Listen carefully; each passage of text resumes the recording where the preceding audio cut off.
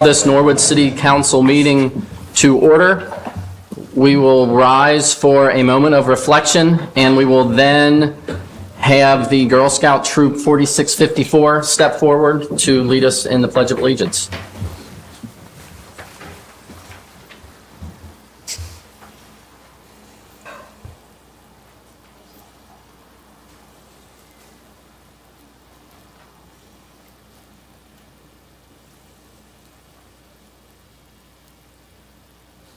Thank you.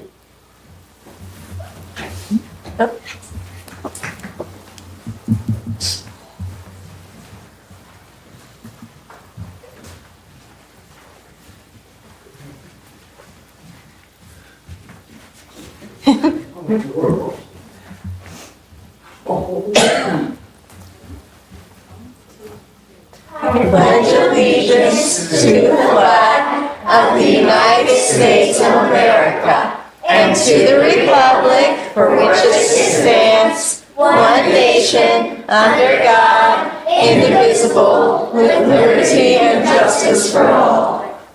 Thank you.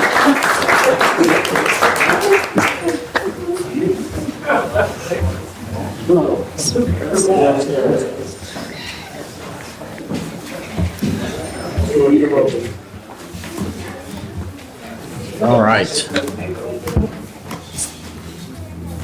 We will hear from them again later in the meeting. But for now, we will go ahead and call the roll, please. Mrs. Franzen? Here. Mrs. Hoover? Here. Ms. Royce? Mrs. Bowling? Here. Mr. Moore? Here. Mr. Gerton? Here. Mr. Braden? Here. We have 6 of 7 members present this evening. Moving on to amendments of the agenda, we have several. We are adding an ordinance establishing priority of property tax exemptions granted for parcels of real property located within the city of Norwood, Ohio. That will become item number M8. So that will be the last item under introductory readings of ordinances and resolutions. We are also removing the following committee reports. DEI Advisory Board from January 8th, February 11th, and March 5th. The Housing, Health, Environment, and Public Safety from February 5th. And the Small Business and Economic Development from March 4th. Mrs. Bowling. I move we amend the agenda as stated. Oh, yes. I'm sorry, I did miss. Well, one moment. We have the Exhibit A for the appropriations ordinance that should have been sent to everyone. I know the ordinance came out earlier and the exhibit was provided later.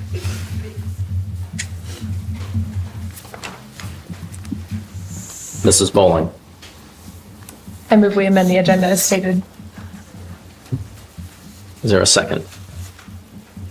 Mrs. Hoover. I'll second. Seconded by Mrs. Hoover. Any discussion? Call the roll, please. Mrs. Franzen? Yes. Mrs. Hoover? Yes. Mrs. Bowling? Yes. Mr. Moore? Yes. Mr. Gerton? Yes. Mr. Braden? Yes, ma'am. All members present voting yes, the motion carries. Moving on to minutes of previous meetings. These were distributed electronically Sunday afternoon, early evening. And those are for December 10th, January 14th, January 28th, February the 11th, and February the 25th. Mrs. Franzen, I move that we receive and file the minutes as read. how about we approve Approve the minutes. the minutes? Sorry, apologies. I move that we approve the minutes. All sets? All sets of the minutes. Is there a second? Mr. Gerton? I second that motion. Seconded by Mr. Gerton. Any discussion? Call the roll, please. Mrs. Franzen? Yes. Mrs. Hoover? Yes. Mrs. Bowling? Yes. Mr. Moore? Yes. Mr. Gerton? Yes. Mr. Braden? Yes, ma'am. All members present voting yes, the motion carries. Moving on to requests to address council. We have several here this evening. There were some that were pertaining to an agenda item. That was Brandon Atwood, Lynn Ellis, and Susan Knox. Would you like to speak prior to the consideration of that matter on the agenda, or did you want to speak earlier on in the meeting? It is your call. Prior to the consideration of the ordinance? All right. Ms. Knox, same with you as well? All right, Mr. Atwood. It's whatever's easier for you guys. So if you'd rather listen to me now or we'd like to listen to me later, we can consider the ordinances. Makes no difference. I will leave you with the other two prior to consideration of the ordinance. Now, it's at the beginning of the ordinances, because there's multiple ones that I'm addressing. So it might be worthwhile for me to just address now. That works as well. All right, so let me. All right, all others, they were not pertaining to agenda items or flagged that it was not pertaining to. So we will go over those now. And the first is Kristen Berkey and Troop 4654.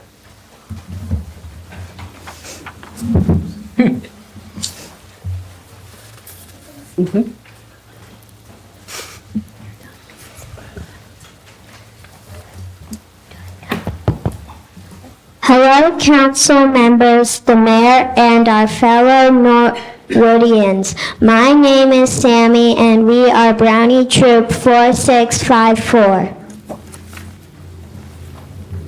Hello, my name is Emmy, and we would like to share with you that this is National Girl Scout Week. Hello, my name is Ren, and this week we celebrate the Girl Scouts being an organization for 113 years old. Wow! It was founded on March 12, 1912 by Juliet Gordon Lowe in Savannah, Georgia. Hey, my name's Georgia. This week we are going to be celebrating by meeting with you all, by spreading joy with simple acts of kindness. My name is Nora, and we would like for everyone in this room to think about how you can spread joy with an act of kindness this week.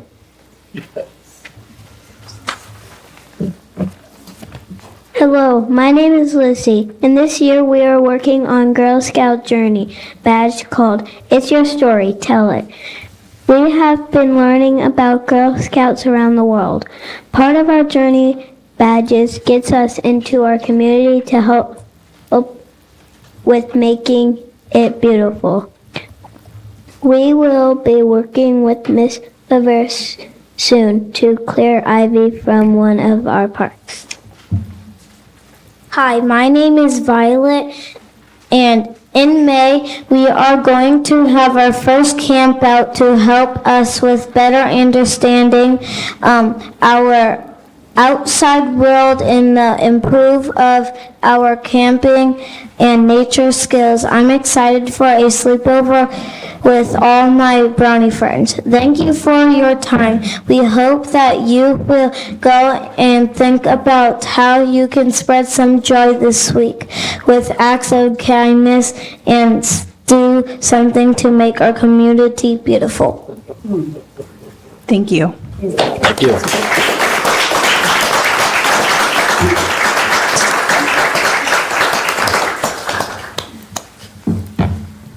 All right, our next request to address council is Bishop Sonny James.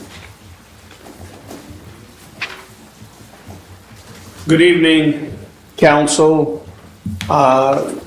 More so, good evening and hello to all of our Norwoodian residents that are watching.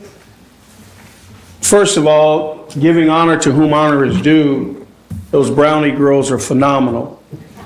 When I grow up, I might want to be just like them. It really touched me to hear them talk about acts of kindness when I've been standing here recently saying that we should show human decency by just saying hello. And I want to say that I'm seeing things move.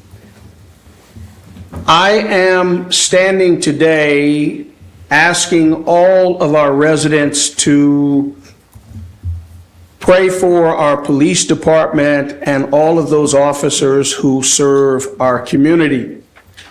About 18 months or so ago, 2 African-American girls were killed down by Xavier in a high-speed, I'll use chase for lack of better words. I've consulted with the public records. I've consulted with many attorneys, lots of clergy, and tons of family members. And after strong consideration, I am so proud to stand on behalf of the public, especially the community that I serve, and to say that I believe collectively we've decided that there will not be any pursuit of any type of lawsuit against our city. Policing, as we know, is a very, very complicated job, and they're faced with decisions that they have to make really at the, by the hem of their pants. And so we are, however, going to be making calls to our city administrators to make sure that we simply answer some of the concerns, one of which, are there any other training protocols or other measures that possibly could have been put into play that may have resulted in those 2 African-American girls still being with us today? Let me say again that a few weeks ago, we congregated with state leaders, city leaders, clergy, and folks that have stake in the game in lieu of what happened in Lincoln Heights. In lieu of the new administration in the White House, a lot of people have become very uneasy with decisions that are being made. And so you all, I have been saying this for years, I have to be one of the biggest fans of Norwood. And evidence of that is that I'm not standing to bring any harm to my community or to any of you. But a lot of us clergy around the country have felt that there are things happening and going on that, number one, don't meet equitable standards for people, especially people who look like me. So there are many, many boycotts that have been called to many, many national companies. Companies here, even locally in Cincinnati, are being affected by these boycotts by the numbers because we are asking people to pull their dollars out. I have said publicly that I'm all in at our meeting, and that means that I have to treat you all like you are my brothers and my sisters, and I'm prepared to do that. But it is very important that we answer challenges of the residents, because a lot of people are struggling in their mental health for a lot of reasons. And even locally, when we've had a gentleman by the name of Wayne Stanton come before you all and express hurt and concern, I want to challenge you all now that even if it wasn't at your hand, you represent the establishment. So say, my bad, I'm sorry. I'm sorry that that happened. Start letting people see that you're ready to be challenged and ready to be uncomfortable, because we are coming and we are going to ask the difficult questions. But as you can see tonight, we're not here to bring any shame or any hurt, but it's time that we start answering the challenges. And I want Norwood to start that so we can go to the city. And I have people here challenging me and holding me accountable. So I have to answer that challenge. God bless each and every one of you. And let's keep going forward. Thank you. The next request to address council is Mary Ellen Mitchell.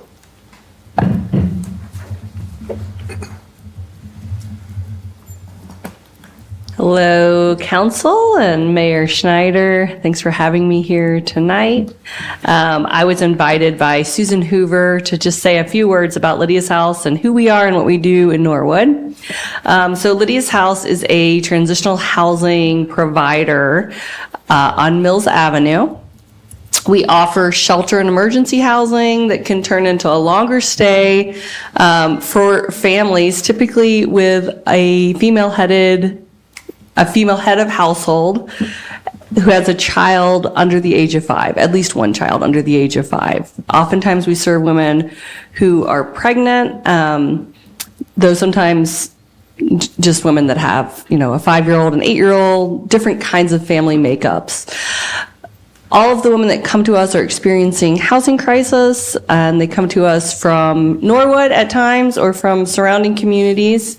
And then we make a commitment to them to see them into stability and potentially into long-term housing. We own 12 units of affordable housing on the corner of Carter and Mills Avenue. And then we also master lease a property on Cleveland Avenue, all of which we rent to families at affordable rates so that they can build a life, oftentimes for the long haul, here in Norwood. We're big believers that this community has a lot to offer families that are trying to start over, and we really appreciate the walkability, the access to services like the Kroger, the bus line, and the neighborhood itself. The people of Norwood have been really kind and hospitable to Lydia's House, as we have been an organization here for over 10 years. So we thank Norwood for welcoming us and for welcoming the families that come and for welcoming our families into schools and employing many of our families. When families come to us, they often have nothing. So we provide them with a lot of different things, and it's my understanding that the city of Norwood is going to be hosting drives for us. And so we do drives of all the kind of basic goods: toilet paper, paper towels, laundry soap, dish soap, the basic household items that every family needs to get through the day. And these items are not covered by any sort of government food assistance. So then once families move out of Lydia's House, they can continue coming to shop at our pantry as they need, diapers, sanitary products, wipes, things like that, that can be really expensive and hard for them to afford on a pretty limited budget. So Lydia's House then becomes kind of a hub for many of the families that have lived in our shelter, and they come back not only to get these kinds of needed products, but just to be in community. They may come back for holidays, they come back for our Wednesday night family program, they come back for children's enrichment, they come back for summer programming. So we really try to be a place that they can continue to call home for many years, even after they leave our shelter and our transitional housing program. And all of these kinds of things that we can provide them just make the road a bit smoother for them, because even as families might stabilize and get into their own place, typically if they have been homeless at any point in their life, life continues to be a real challenge for them. If they're able to get a job at a place like Kroger and start making $12 or $13 an hour, they're still typically really struggling economically. And so we continue to provide them not only these kind of goods, but we have an emergency financial assistance program where a couple times a year they can come back to us and do things like ask for help with rent, utilities, childcare costs, child enrichment. We pay fees for kids if they want to go onto a sports team or do gymnastics. We pay rec center fees for families if they would like to join the rec center. So we really try to be a place that is making life better for the families that are in our community, and that makes it easier for them to be a family and to keep their family together. So we recently completed a pretty large addition, and I hope if you haven't been down Mills Avenue that you will come down Mills Avenue and see our properties at 2024 and 2028 Mills. We've been doing a really concerted effort to make that block of mills a more beautiful place, a more hospitable place, and we're really proud of what we've accomplished on that block. So thank you for all the support, also with building those buildings and being a place that allows this kind of home to flourish. I have newsletters that I'm going to pass out that are just our recent newsletter if you want to learn more about us. Thank you.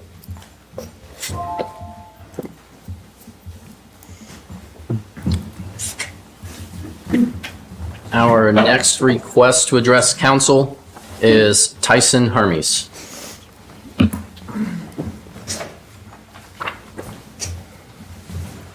Thank you. Hello, good evening. Thank you for the opportunity. Thank you. I appreciate it. I'm Tyson Hermes with Hermes Construction. I've been here to address the council a number of times over the last year or so. Thank you for that.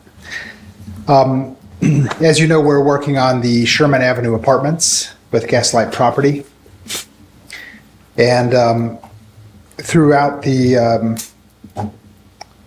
zoning process and throughout the presentations, we've done our best to show that we are working hard to provide nice housing that's affordable in Norwood.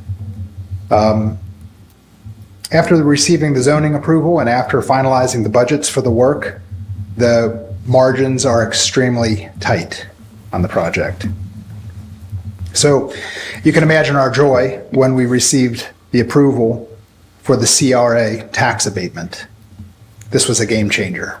This changed the project from probably maybe to a definite yes. It makes a big difference for Gaslight Property and for the project in general. So I wanted to stress the importance of it. I know one of the items that you're considering this evening is a temporary moratorium on it. I think that certainly makes sense for you to make sure you know exactly what you're getting into and study it. I would ask that if you're going to approve it, that you would change the wording from all applications to future applications, and that we can continue to work moving forward with the project and with the development, with the understanding that it is something that we're going to definitely receive, instead of waiting to see if we're going to get it or not. So that would be our request, and appreciate the time. Thank you. Our next request to address council is Brandon Atwood.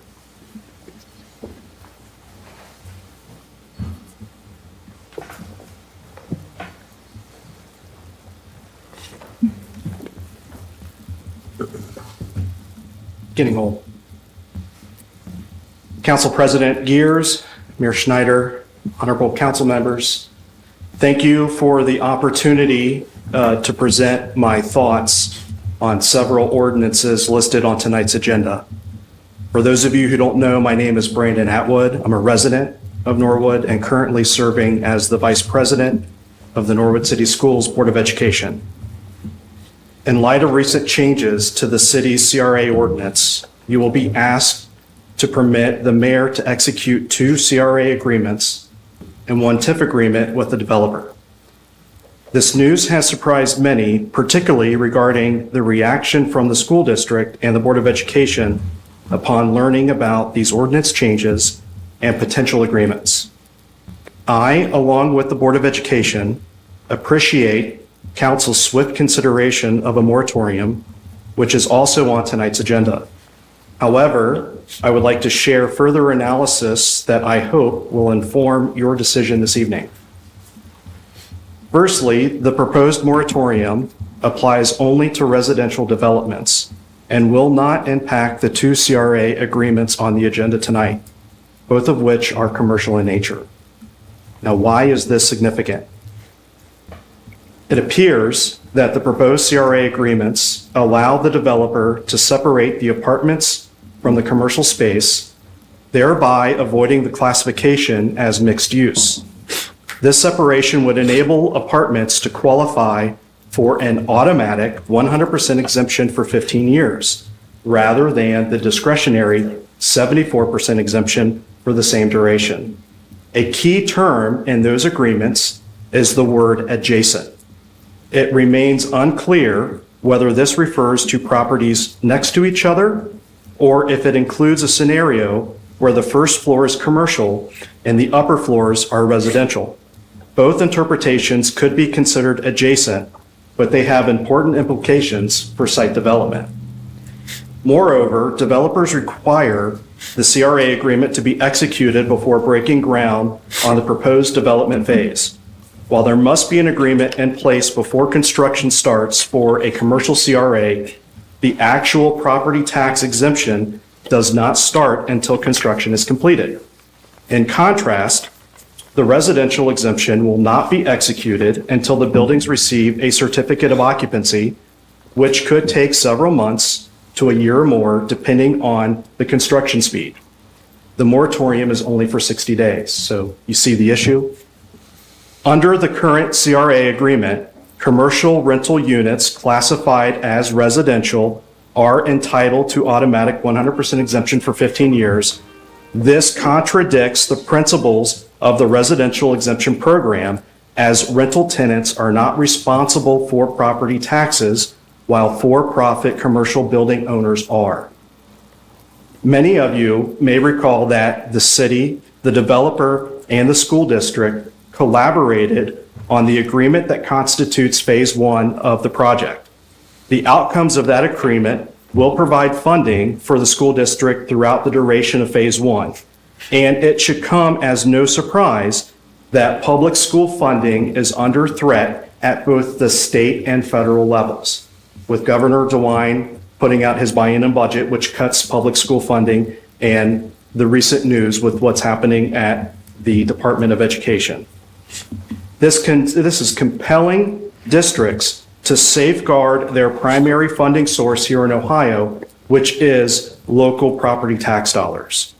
So in conclusion, I am respectfully requesting that you table the CRA agreements tonight, effectively pausing the process. I propose that we form a task group to ensure that the ordinances and development agreements do not unduly impact the school district's primary source of revenue and allow the school district to negotiate and restore its funding as much as possible. Thank you again for your time. Thank you. All right. And our last request to address council is Mayor Victor Schneider.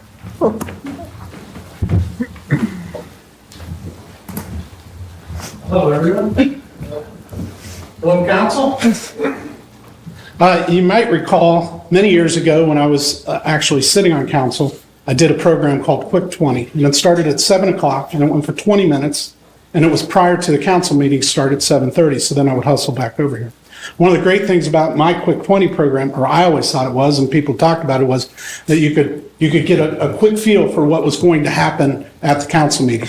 I tried to be bipartisan. I know there were times where, of course, I'm a Republican, and there were things that I said, but I went over the agenda, and then I shared all the different community functions that were going on and all the things that I was involved in, and that we were working with the Boy Scouts and Girl Scouts and all that. Quick 20 program was a great program, and I would like to see some council member jump on that and start doing a Quick 20, because you can watch it at any time. So it'd be great to have that. The other part is the administrative report timing. The way it is set up with the council rules right now is after all the action. So after you've made all your decisions. And I, as mayor, you can see I'm not sitting at the top table here. I'm basically a visitor at the council meetings. It's your council meeting. You guys run these things. So there are times where I'm sitting there and I think, boy, I have something to say, or there needs to be clarification, but I can't make that clarification because it's not the right time for that. I don't get called on. It's not my meeting, right? That's fine. I think in the next council, and there's a couple of future council members sitting here, they should maybe look at that, maybe change that chain and how it goes through. The third part I'd like to talk about is how CRAs and TIFs are put together within the city, because there's maybe some difference of opinions on what they do and why they're here. you guys have all met Patrick Woodside from Frost Brown and Todd. Patrick's been up here many a times, and he comes up, and many a times he'll come up and just start talking, and everybody says, state your name, but we all know Pat's been working with the city for 10 years on this. Patrick's practice is focused on complex financing, structured finance, and counseling governmental and bank clients on federal tax issues associated with new money, current refunding. So he's one of the experts on the City of Norwood's teams. The other person is Andy Brossart, and you guys have met him before. He works with Bradley Payne Advisors, specializing in local government, primary education, special district, and development financing. So those are the two experts that are working with the City of Norwood. They are here for the administration. They're here. They take guidance from the law director. They discuss things with the law director. They discuss things with the auditors. So they're putting together these plans to keep the city moving in the right direction. When you talk about a city's tax abatements and what we're doing, the city thrives off of our earnings tax. So the people who work in the city that pay earnings tax, that's really where we get the lion's share of ours. For the schools, if you look at your tax bill, for the schools, it's about 66% of your tax from your property tax goes to the schools, and about 8% goes to the city. So when you really think about it, out of $1,000, $660 of your money is going to the schools, and about $80 is going to the police and fire and all that stuff. And that's just the way the funding is set up, right? But everybody doesn't understand that when they look at their tax bill, like, where's that money going? There's a lot that it's going to. For us, we are, as a city, we're encouraging developers to come here. And we have competition. The city has not done well in this area in years past because there were so many greenfield places to develop. And greenfield is not what the city of Norwood has. Greenfield is basically, if you want to think about it, let's say Blue Ash. When you take an airport out, which was cropland at one time, you take an airport out, that's greenfield. You can build on that. You talk about brownfield, that's what really the playing card was, brownfield. There's a lot of cleanup. There's a lot of work that has to be done to get that land even close to being lived in or worked in. So that's one. The multicolor, another site, takes a huge amount of money to do that. They bought and tore down the hotel. It cost a ton of money to get that hotel down. And if you think about these sites, we still have the Perry and Derrick site up there, right? Superfund, all this. I don't want to talk about all the things that were going on there. But even prior to it being Perry and Derrick, it was a cannery. Every piece of property we have to develop here is going to have some sort of incentive, like Tyson said, to incentivize them to come and do it and to be in the city of Norwood. We could sit on these brownfields for 100 years, but this is the way it's structured, and this is the way we have to move forward to get things moving in our city. Thank you. Perfect. Wow. Thank you. Done.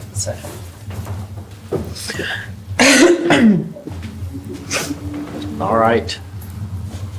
Moving on. We have reports of standing committees, the two that are left. The first is the DEI Advisory Board from December 4th. Thank you, sir. To the Honorable Council of the City of Norwood, Ohio, we are Diversity, Equity, and Inclusion Advisory Board meeting, to whom was referred the task of providing advice and support for the city's work to become more diverse, equitable, inclusive, and anti-racist through its policies, practices, and programs. Beg leave to submit the following report. The board discussed the planning of the MLK blood drive, which will be held on January 11th. The board worked on plans for the MLK Week of Service, including the redesign of the banner that will be up on Montgomery Road and the marketing for the events. The group rescheduled the January meeting for January 8th to avoid the holiday. Respectfully submitted, Susan Hoover, Alexis Royce, Shireen Elsasser, Ashton Tucker, and Miss Stephanie Bacher. Thank you. Mrs. Bowling. I move that we accept the committee report. Motion by Mrs. Bowling to accept the committee report. Is there a second? Mr. Gurdon. I second that motion. Seconded by Mr. Gurdon. Any discussion? Mrs. Hoover. I just want to share a couple of the meetings that were listed on the agenda had been rescheduled due to illness, so there actually weren't reports. And the meeting that we had on the 5th, we did not have quorum, so we met, but there were no minutes and nothing to report out. Just wanted to let folks know that we're doing stuff, but everyone's been sick. Thank you. Thank you. Any further discussion? Motion on the floor by Mrs. Bowling, seconded by Mr. Girton, is to accept the committee report. Call the roll, please. Mrs. Franzen? Yes. Mrs. Hoover? Yes. Mrs. Bowling? Yes, apologies. Mr. Moore? Yes. Mr. Girton? Yes. Mr. Braden? Yes, ma'am. All members present voting yes, the motion carries. Moving on to the next item, that is the Committee of the Whole report from March 4th, 2025. To the Honorable Council of the City of Norwood, we, your Committee of the Whole, to whom was referred Master Plan for the City, New Council Orientation, Standard Operating Procedures, Community Survey Distribution, and Community Survey Early Results and Follow-Up, beg leave to submit the following report. With regard to the Community Survey, Early Results and Follow-Up, there are still just over 600 surveys that have been submitted so far. Upon the creation of a spreadsheet to track those who request follow-up, members of council will reach out to those who have requested hearing from an elected official. This timeline is being finalized. With regard to the community survey distribution, discussion took place regarding where and how to distribute surveys. New flyers were reviewed and edited for the following groups: Chamber of Commerce employees, Chamber of Commerce customers, and Norwood City Schools. The flyer to post in Norwood Parks is still being developed. New council orientation. Mrs. Bowling shared her initial outline. Members discussed the outline that was presented and added some additional items. The outline will be sent to all members of council to individually claim any sections they would like to develop further. Standard operating procedures. Based on discussion, this item was placed in committee to discuss some of the correct processes and procedures of council. As these items were previously addressed, it can be reported out of committee. With regard to the master plan for the city, Mr. Skelly was in attendance and spoke further about master plans and strategic plans. Matters pertaining to the community survey, new council orientation, and master plan for the city will remain in committee for further discussion and development. Minutes are attached.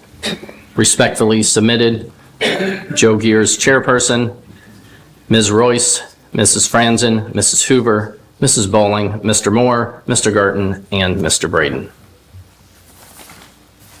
Mr. Braden. Thank you, Mr. President. Motion to receive and file your committee report. And the minutes. And the minutes. Thank you. Is there a second? Mrs. Hoover. I'll second. Seconded by Mrs. Hoover. Any discussion? Call the roll, please. Mrs. Franzen? Yes. Mrs. Hoover? Yes. Mrs. Bowling? Yes. Mr. Moore? Yes. Mr. Girton? Yes. Mr. Braden? Yes, ma'am. All members present voting yes, the motion carries. Moving on to introductory readings of ordinances and resolutions. I know Mrs. Ellis and Ms. Knox, your request to address council, you did mention CRA and / moratorium. Did you want to speak prior to all of these ordinances? So, okay. And we will go ahead and get that started now. And the first request is Lynn Ellis.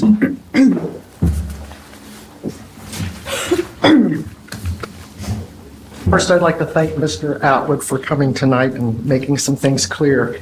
He was calm, cool, collect, and when I wrote my speech, I was not, so bear with me, and I'll probably get called down at least one time. Here we are again, kowtowing to a corporation, forgetting that you answer to residents. My mother would ask you all, how many times does it take you to learn that lesson? The school district was blindsided by your agreement with PLK and Factory 52 and may well be contemplating a tax levy. Once again, the citizens lose.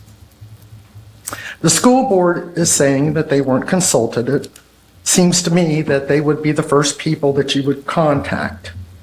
Schools are impacted by property tax, and property tax cuts. Didn't you know that?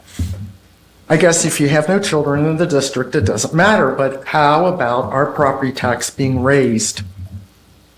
Now, Mrs. Hoover proposed a 60-day moratorium on residential CRAs, not commercial. Does that also have something to do with the PLK Quality Insight, where affordable housing is being proposed? Isn't that like closing the barn doors after the cows have all gotten loose? I'm just dumbfounded by the choices some of you have made.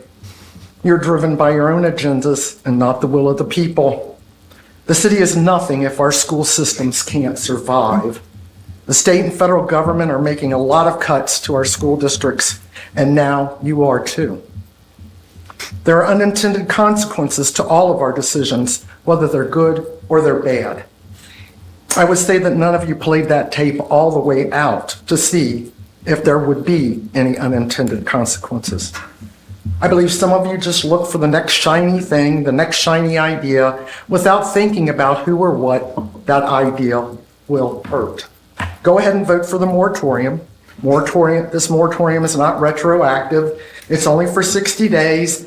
If you try to take anything away from PLK at this point, they'll sue you anyway. You break it, then you try to fix it. The moratorium doesn't make anybody here a hero. It just amplifies your indifference and your inexperience. Thank you. Thank you.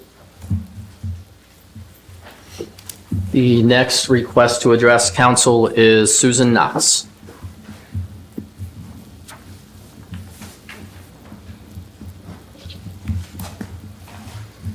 I am here to ask you to clarify this evening whether or not the City of Norwood informed Norwood City Schools about the 3 PLK CRA tax abatements prior to City Council passing them last year.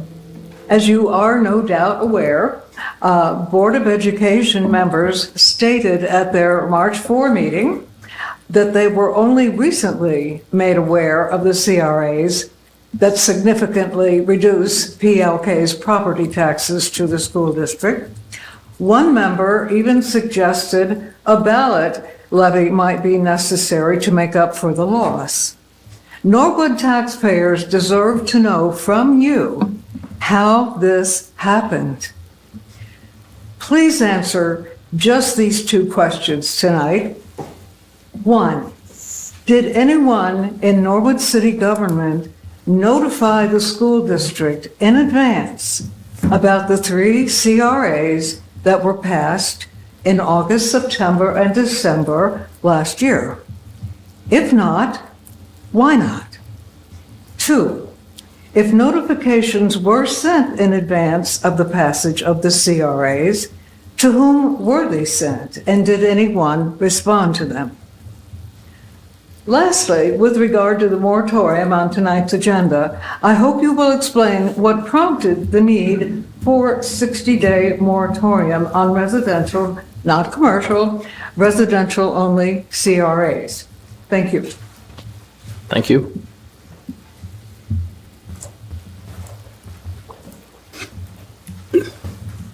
Moving on to introductory readings of ordinances and resolutions.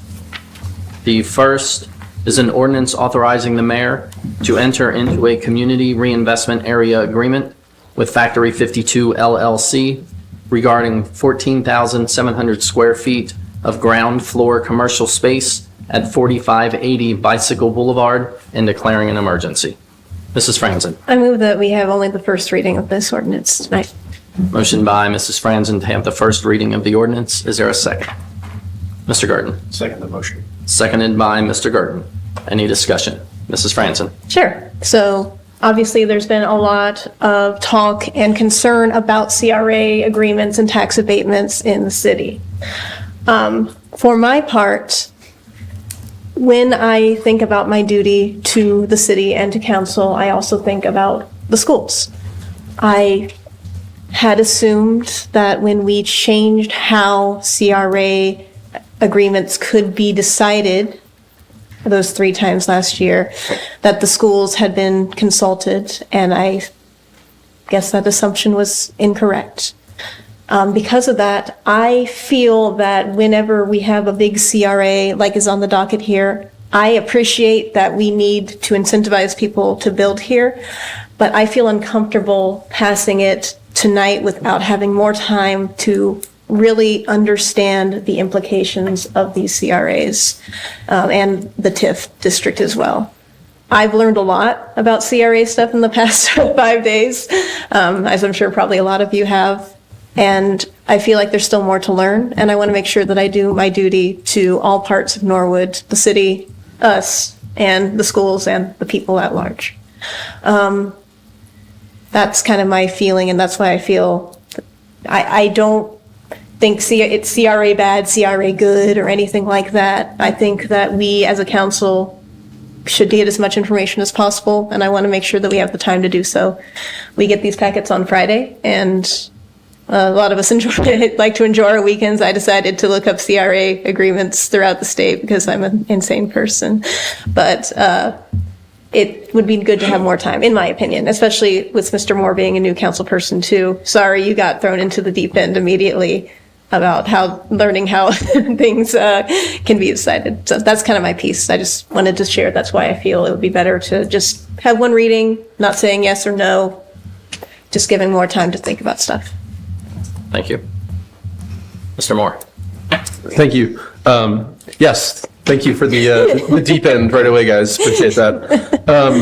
What I'll say is I in thinking about this, it's just such a nuanced thing, I think, for a city where people have different time horizons and all this kind of stuff. Like in this, I'm thinking about, Norwood's a 150-year-old almost, municipality. And on one hand, it's like these buildings could be here for 50 or 100 years, and how much benefit can they bring? And, I understand, to Mr. Schneider's point, the bit about incentivizing, and certainly, incentives exist to get people to do things that you don't want to do yourselves or can't do yourselves.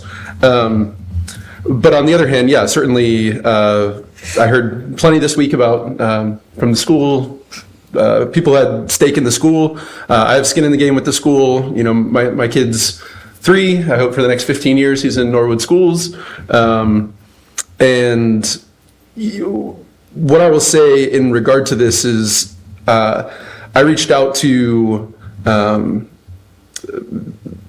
the county, the city, local resource organizations, state representative to ask, surely there has to be a formulaic way to do it. I mean, it's essentially, this is a scenario analysis, and we're never going to get, you can't recreate the world in a spreadsheet, but you could get closer than it seems, at this moment that we have the information to understand what are the long-term implications of this, and how does all this play out. And so I say all that, and I believe the motion on the floor is just a first reading, is that I would certainly want more time to understand this, to perhaps consult with Mr. Brossert and Mr. Woodside, and delay, not act on any of this at this time. Thank you. Thank you. Mrs. Franzen. I also wanted to note that, so this says, this has an emergency provision. That's separate from us doing 3 readings or needing to do 3 readings. In some cases with appropriations, if you need to change something, like there's an appropriations thing on the docket later today. Has an emergency provision. We do 3 readings. The emergency provision just means it goes into effect immediately. Without the emergency provision, we could have 3 readings of any of these, but it would still be a 30-day wait for it to go into effect. So for me, I appreciate, but we need people to develop these brownfields. We need people to develop these areas that have been neglected and just empty. And it is a net benefit eventually. I think that giving us another 2 weeks to just kind of think about it is not going to harm any actor in this. And I think it will help all the actors or all the stakeholders in this. That's my opinion, at least. So, yeah. Cool. Thank you. Mr. Gart. Is Mr. Woodside available to take a question without warning? Mr. Woodside. Don't need to be more formal after mayor's. Good morning, members of council and president of council. I'm Pat Woodside, and I'm counsel, COU and SEL for the city, and I'd be happy to answer any questions if I can about CRAs. Thank you, sir. Through the president, this is a commercial CRA before us. Can you let us know what effect this will have on school funding? So a commercial CRA, it's an exemption that's provided for property within a community reinvestment area. And so what happens is, in the process, it is a little bit different than a residential. We can talk about the two if you want. But with a commercial CRA exemption, what happens is basically that, one, notice is provided to the schools, so you know that has been done. And the council is able to provide an exemption for up to 75% of the incremental value of the improvements to the property. So existing tax base is not eroded. It's only generally in this case, it's going to be the new valuation due to the development. But so 25% will remain unexempted. That will be divvied up amongst the overarching taxing district. So city, county, school district, I have to look at the property, maybe there's a park district, whatever else, that 25%. So every one of those will get 25% of what they would have received. Again, the improvement value, 75% of it would be exempted. In this case, the proposal is for 15 years. And with commercial, you do have to enter into an agreement.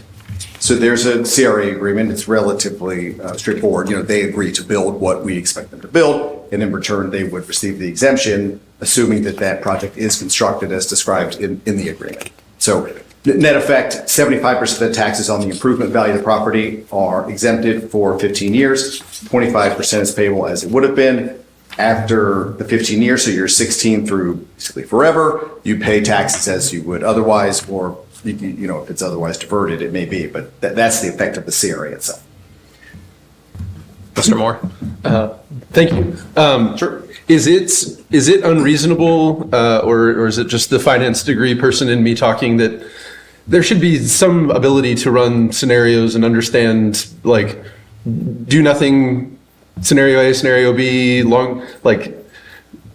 does that exist anywhere? Like just a financial analysis of what the revenues are going to be? Sure. Yeah, to understand sort of the monetary implications for all parties involved. Sure. I mean, there's certainly some unknowns as far as what future levies are going to be. Effective rates change every year. School district rates, city rates, county rates, everything changes. The valuation is obviously not something that we can accurately predict, although we'll try all the time. Sure. But sure, you can look at what what those taxes are estimated to be, what the dollar amount or the present value or whatever, if you're in finance, whatever the number you would want, you basically take the millage. You can go look up on the auditor's site for a particular parcel.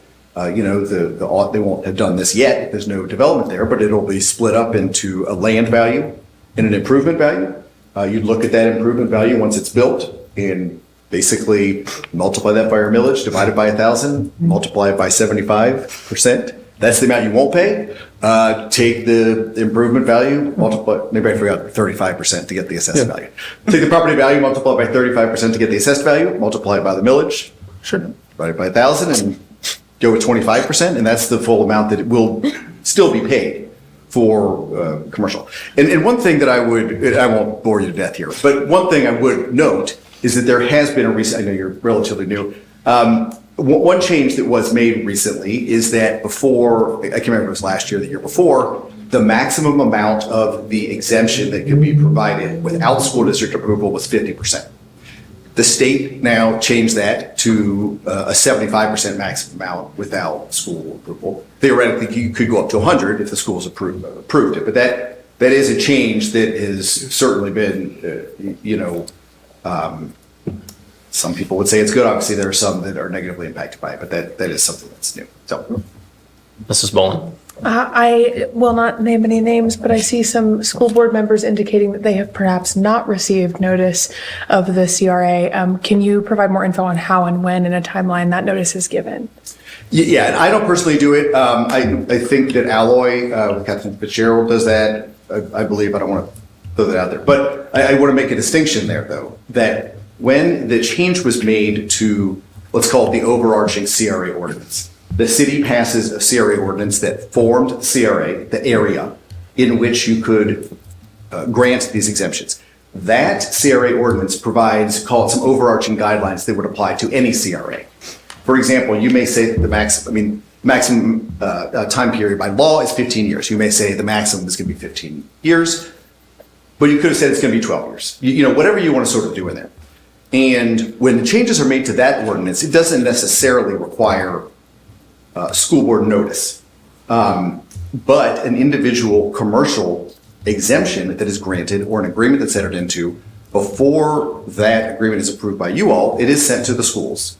And I believe that there is probably a receipt somewhere where that has been delivered. And I would be a little surprised if they weren't aware of that. But again, back when it was changed to the maximum amount of the residential the maximum amount of the commercial going from 50 to 75. I don't believe there's a school board notice requirement in connection with that change. And the import there is that the residential piece doesn't require this agreement. It doesn't require this to do that. Thank you. And sorry, there's just one more thing. It just popped in and out of my brain. Shoot. Sorry. Hopefully that answered your question. But my understanding is that all school notice requirements under the law have been complied with. Thank you. Mrs. Franzen. Yeah, thank you so much. And thank you for your expertise in this. As I think everyone watching can probably tell, this is a complicated thing to understand. I mean, especially coming at it from my perspective where, like everyone else here, I have my regular job. And I'm not a lawyer who specializes in CRA and TIF agreements. So I really appreciate you coming and just letting us know about this. And that's why I'm glad that we have time to learn more about this. I feel like I've gotten, like I said, I got a crash course in the last 5 days. And I hope to learn even more over the next week or two. So I had a question and not just a comment. I hate when people say I have a question and then it's just a comment. I just did that, so I apologize. I remember what I was going to say, and I think it's important. Yes. Is that, and it reminded me of it with the sort of overarching CRA parameters that are done, that are sometimes changed. One of the differences, or one of the options, let's call it, for multifamily residential. So you have commercial, you require an agreement, you can go up to 75%. You have residential, right? What is residential? Well, if you do nothing, or if you decide to determine that residential is what the auditor would consider residential, it's 3 units or less. The auditor considers 4 units or more to be commercial, if it's residential. But you have the option to say that multifamily residential is residential. And so that basically puts you in the residential column in the process for a residential CRA. Whereas if you determine it's commercial, you can give less of an abatement, and it's done under what you typically do as the process for a commercial CRA. So they're slightly different. So that is also a change that has been recently made. Thank you. Mr. Moore. Are you aware of any municipalities, like in reading through these ordinances, there's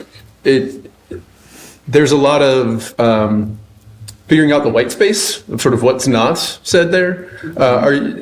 And it occurred to me that, for example, to explicitly call out the potential consequences of, we're going to pass this ordinance at the expense of the school district and, over an estimated 15 years for $650,000. Are you aware of municipalities that call out, or is there any kind of like guideline around that to enumerate what the consequences of a vote are in explicit form? No, I've never seen that. I mean, it's not uncommon. I mean, every city, township, county, whatever, for these types of things. Now townships home rule township police can do these as well. I think there's an internal analysis done, but it's not something where you need to, it's not something that is required by law. There's some sort of but for this or that analysis. I mean, it's really, again, there's parameters that the city has complied with that allow you to do this without a specific requirements. You have some sort of objective financial parameters or repercussions that define whether you're able to do it or not. And when you say an internal analysis, would that be like as far as the administration and full-time employees? Is that something that does exist? Is that something we can see? How does that? Well, it depends place to place. So let's just take, for example, everybody, obviously PLK is a hot topic around here, and everybody's interested in it. There are quite a few, tell me if this is too much detail, I won't keep you here all night. But when you look at incentives, I look at them as, there's obviously myriad types of incentives, but there are a couple of really sort of bread and butter incentives, okay? One is you take your taxes and you divert them to basically pay for some improvements that support your development. You can use a TIF, you can divert those taxes and pay for roads, sidewalks, other what they call public infrastructure improvements, which aren't always necessarily infrastructure and they're not always necessarily public. But you can do that. You can also, similarly, depending on what, again, the financial analysis of it and what the different structures are and what they mean, you could do an exemption where basically you are giving that entity a tax break over a certain amount of time in order to incentivize them. They have a pro forma. They have to, in a residential complex, they charge a certain amount of rent to pay for their private financing, to pay for the tax, whatever, all that stuff. And so by giving them a tax break, you make the pro forma look better, make it look better at the bank, maybe they get their financing, what have you. So they look at those things probably more closely than everybody else does, because for the city, it's basically, okay, do we have a certain amount of money? Sometimes you really want TIF, for example. That is very commonly desired by political subdivisions because it's extra money, particularly for a city. If you're only collecting 8% of property taxes, having done nothing, and then you're able to instead put in TIF where you can get, even if you make the schools whole, you can get, say, 35% of that money to use for infrastructure. That is something the city may look at and say, I have road improvements I want to make, I have sidewalk improvements I want to make. So you may look at that and say, that is something that I want to pursue instead of just a straight up exemption because I need money to do certain things. And then the last sort of category that I think about is trying to raise have new revenue sources, which is sort of called an assessment on top of taxes, or they have community improvement districts or special improvement districts, or community reinvestment areas, or new community authorities or special improvement districts that would require owners to pay an amount on top of what they would have otherwise paid as taxes. Sometimes they want to do that because there are financial incentives to do that, let's just say.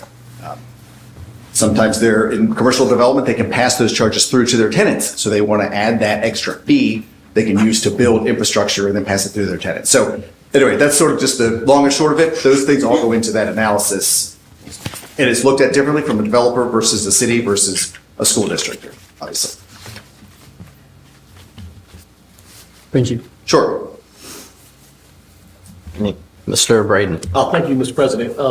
So just a couple things are coming to mind. Do the schools, when they're developed, do they pay property tax? If they pay property taxes, I don't want to ask a stupid question, but the schools paying property taxes, if they're developed and they're made better than what they are, do they get CR? I mean, this doesn't go on with the school, right? No, a school, assuming it's a public school. Yes, our school here in Norwood. Yeah, they don't pay property tax. And I don't think a 501c3 school would either pay property taxes. So, yeah. I guess my question, I'm just curious because we had just went through a period where our schools were developed and remodeled, and we had I don't know how many millions of dollars invested in our schools. So I was just curious if that played in that.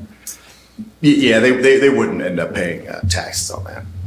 I think it's pretty simple. I mean, in my 2 cents, I've sat here in Norwood for 53 years, and I've watched these buildings as far as quality and Perry and Derrick and playing cards and all these developments become when they were once a shining piece of property, and watch them go over years and years and dilapidate. And now here we are. We have to have them. We don't want people to develop them because they cost so much money. Concrete was so cheap back then, and now, in order to tear down this quality in, it costs so many millions of dollars because of the way it was built. So it's really simple. We have to make arrangements to draw these developers in here to develop these places that we really need developed, and that's been sitting for years and years and years while I've watched them for years and years and years. So we're trying to do the best we can and trying to make a deal and get these developed. And I think that this administration has done a great job at that. The schools here, they're trying to to do the best they can and fund their problems. So it's really, they're looking out for their interest, we're looking out for ours. There's got to be a place in the middle where we can agree, and so I don't know what that is, but it's really simple. In my opinion, it's very simple, and I have a perspective that I've been watching it for 50 years, and so I know where we're at. We have to have these properties developed, or they sit there for another 50 years because nobody wants to mess with them. So how do we draw them in, and how do we keep the schools happy? Let's try to work that out, man, and make everybody happy. That's what my hope is, that we can do that. But we have to have these properties developed, and we have to give deals for them. So I'll stop rambling. Thank you. Mrs. Franzen? Yep, and that's why I think, not saying no to this, but just saying, let's wait, give us time to talk more, learn more, make sure that we're not giving away more than needs, and make sure that the school feels heard about what their issues are. That's and probably, I think we're on the same page. I don't know. That's a wise statement, Ms. Franzen. Mrs. Hoover? Thank you. I was not sure when I should mention this, but I did send an email to some school board members and members of council and administration requesting a meeting where we could have just 2 school board members, 3 council meetings. I think you all would have received that email. With the goal being to all be in the same space and have a better understanding of how these CRAs impact down the road. And I agree, we do have to encourage development. I know in other communities, they can roll out the red carpet and, attach dollar bills to deals. And we don't have that. We don't have many tools in our toolbox. And I know that the mayor has worked very, very hard to get developers to be interested in Norwood. But I'm also aware that we have the administration and council, we have many sort of cogs that we are looking at. Infrastructure, economic, thank you, economic development, the roads, parks, staffing, police, we have lots and lots of different things that we need to pay attention to. And school has one, and I'm a public school person, I'm ride or die, and I'll share, I'm gonna get personal. I was really deeply hurt by the response from the school board.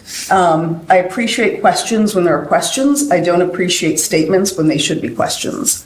I have had many conversations, poor Mr. Woodside has had many, many conversations with me and wait, give me a different metaphor, let's break it down. I spoke with Mr. Moore and Mr. Bonsall and Mr.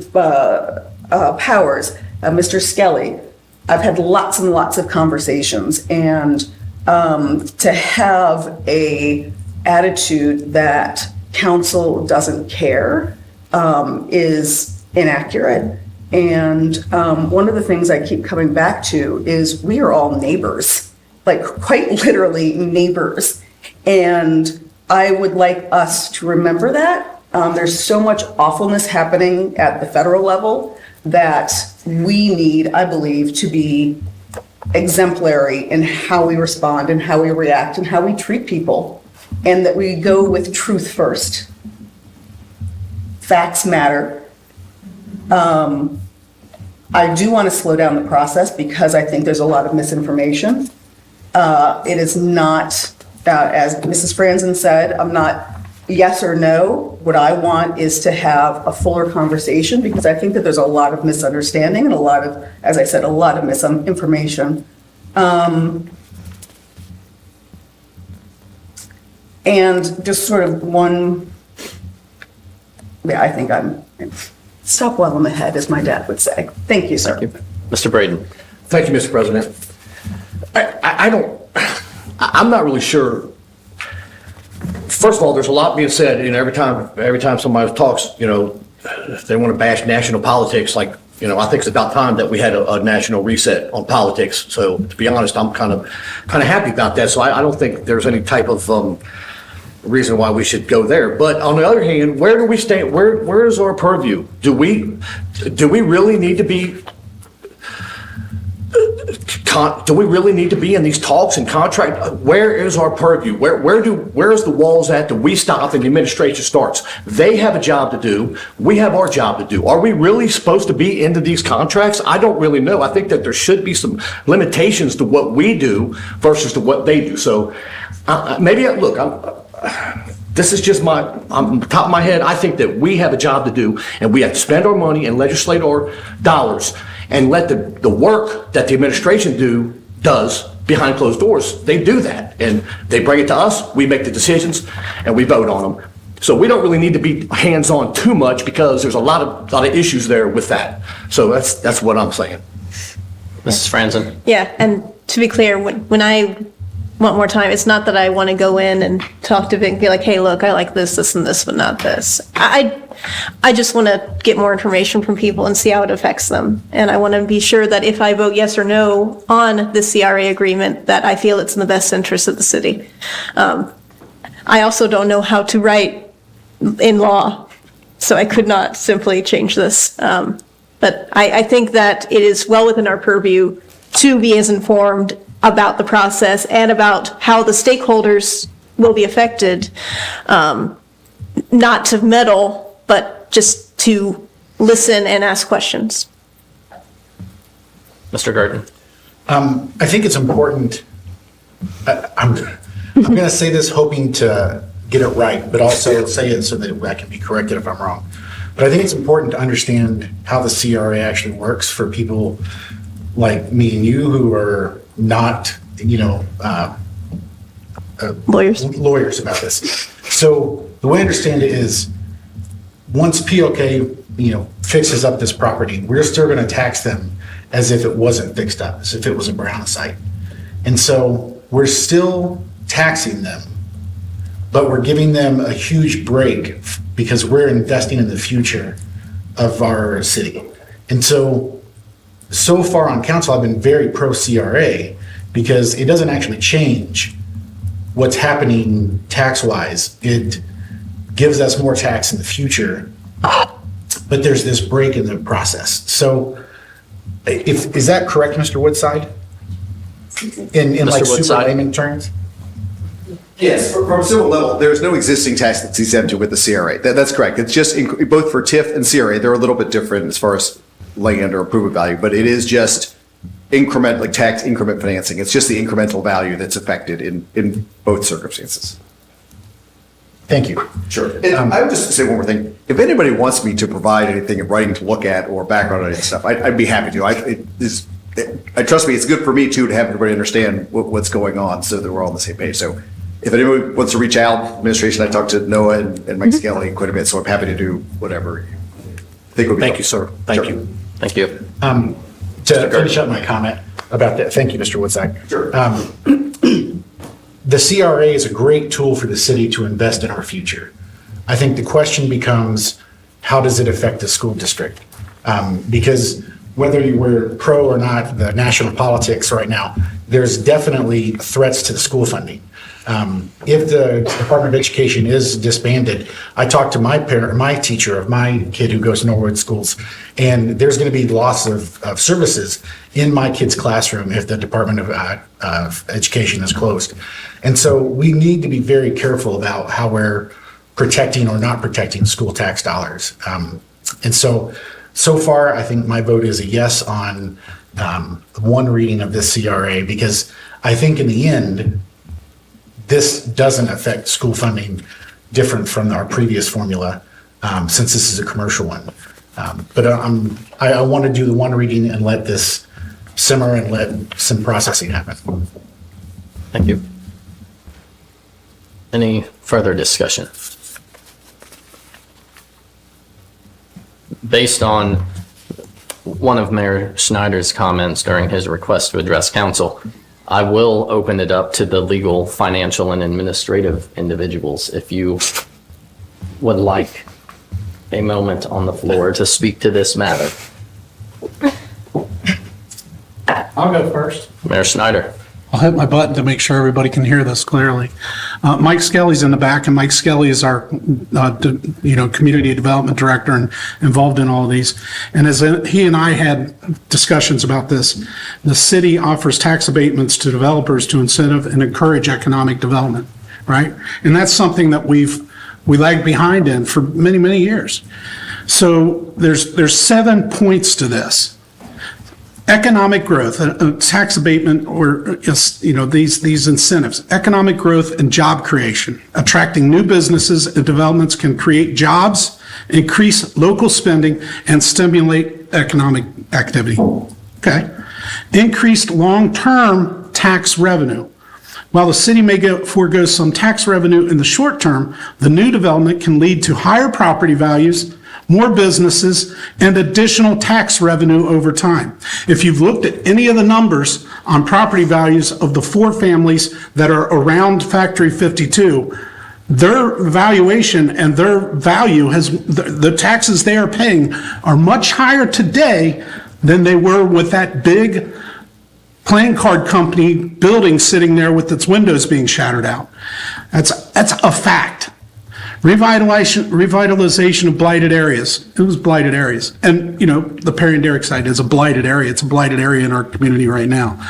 This hotel over here was an absolute blighted area. If the developers didn't have this in their back pockets to say we can do this, that building would still be sitting there and we'd probably have vagrants breaking in. But we have this, right? Revitalization. Attracting new business and residents. New business and residents. And I see somebody's leaving, but I want to make sure that she hears, this is not just something shiny. This isn't a shiny thing. This isn't a butterfly and we're chasing after it. This is planned out. This is a thought process that goes way beyond just this meeting and just these. And these are plans that have been put. And it's insulting to me as the mayor to hear a resident, a community member come up and act like you're a bunch of fools and that you're just chasing something. You guys have worked long and hard. There have been many, many meetings where council members have went through this stuff with Pat Woodside.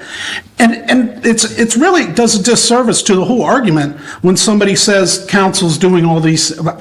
It's just ridiculous, and I apologize for those type of comments to people who are working so hard to make sure that the city moves forward.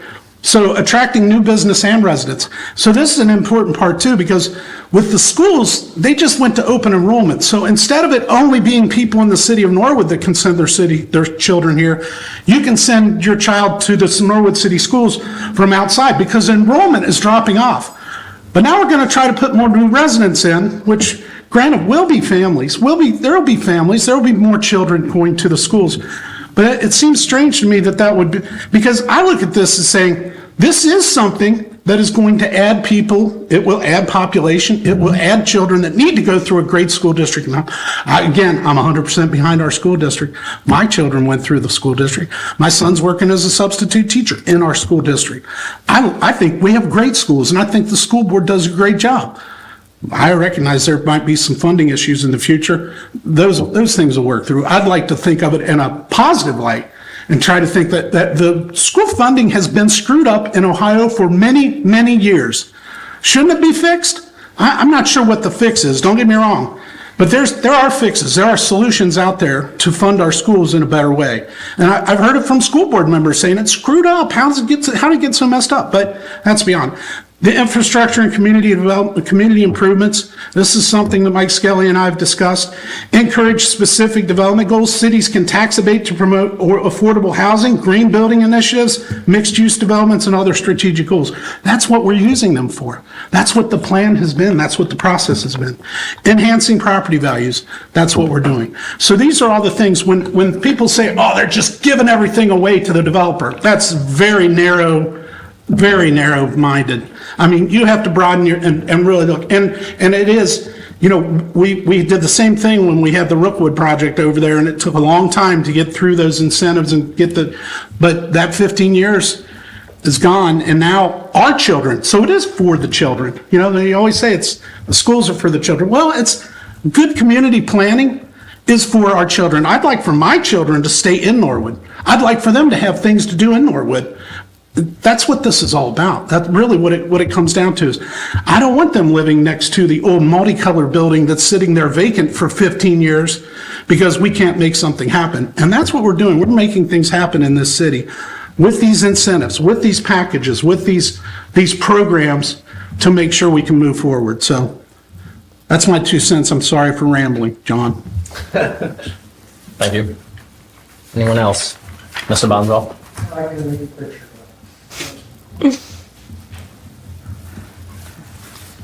Thank you, Mr. President. So I just wanted to make just a couple of comments on, I've learned a lot about school funding in the past week myself. So it's been quite illuminating kind of how this works in Ohio and in our district. So the first thing I do want to say is property taxes are about half of the revenue, I think, that the school district receives. They have other state sources and some federal sources, but in their general fund, property taxes are about half of the revenue. In Ohio, there's a law at the state level that does not allow property taxes to go up as valuations go up. So the amount of money that the school district collects, even when if our houses get reassessed and they all go up 20%, the school district does not get 20% more revenue. The property taxes, when they were established, that was the max that they get for each of those taxes, with the exception with half of their taxes, so about 50% of their property taxes, new construction does count, and they can expand their base with new construction, which is why we hear so much about it from the school district. So with the CRAs. So I did want to just note that, so we just need to understand, I think residents need to understand, I think all of us need to do a better job of communicating that the school district will always have to keep coming back for increased levies. Like at some point, it may not be every year, it may not be every 5 years, but just with the nature of how schools are funded in Ohio, and just every bedroom community school district in Ohio is going to have the exact same thing. They always have to keep coming back to us to ask for more money. And I think it's important for us as elected officials. I think it's important to make sure that people know that just because your house is valued more, the school's not getting more. You actually will see a percentage of your, the percentage of taxes that you pay based on the valuation actually go down usually when valuations go up, because we all pay a little bit less per every dollar that we have valued. So that's just one thing to keep in mind. The other thing to keep in mind is just the CRAs are not permanent, they're not forever. And we all know that, but just to provide an example, so the Rookwood Commons, the shopping center has the Whole Foods and not the Max and Irma's, but the BJ's, that general area. That brings in to the school district $1.3 million a year in property taxes, just that alone. And there's about $17 million in general fund property taxes that go to the school district. So that brings in $1.3 million. The Rookwood Commons office building at 3805 Edwards Road, so not the new office building, but the one that's on the other side of the street, what's the Italian place? The Good Beppo. Yeah, so right there next to that is that brings in $400,000 a year to the school district. So I think it's just important to kind of remember that and understand that, like I said, it's not permanent. They are temporary. And also their states, another thing I asked about too is their state funding formula. The funding formula takes out any consideration of exempted property. So churches, based, for example, in the city, they don't pay any property tax. Any nonprofit basically does not pay property tax. Schools, any properties that the city owns, we don't pay property tax on. Any right-of-way that the interstate highway is on for 71 that the state of Ohio owns, no property tax is paid there. So all of the value of all of that land throughout the city, that is just removed from any consideration when we talk about state formulas. So one thing I'd always been concerned about is if we give a CRA, does the state actually penalize the school district for? And based on the answer that I got from Julie Camphouse, the school treasurer, they're not penalized. It's just not, it's not counted in there.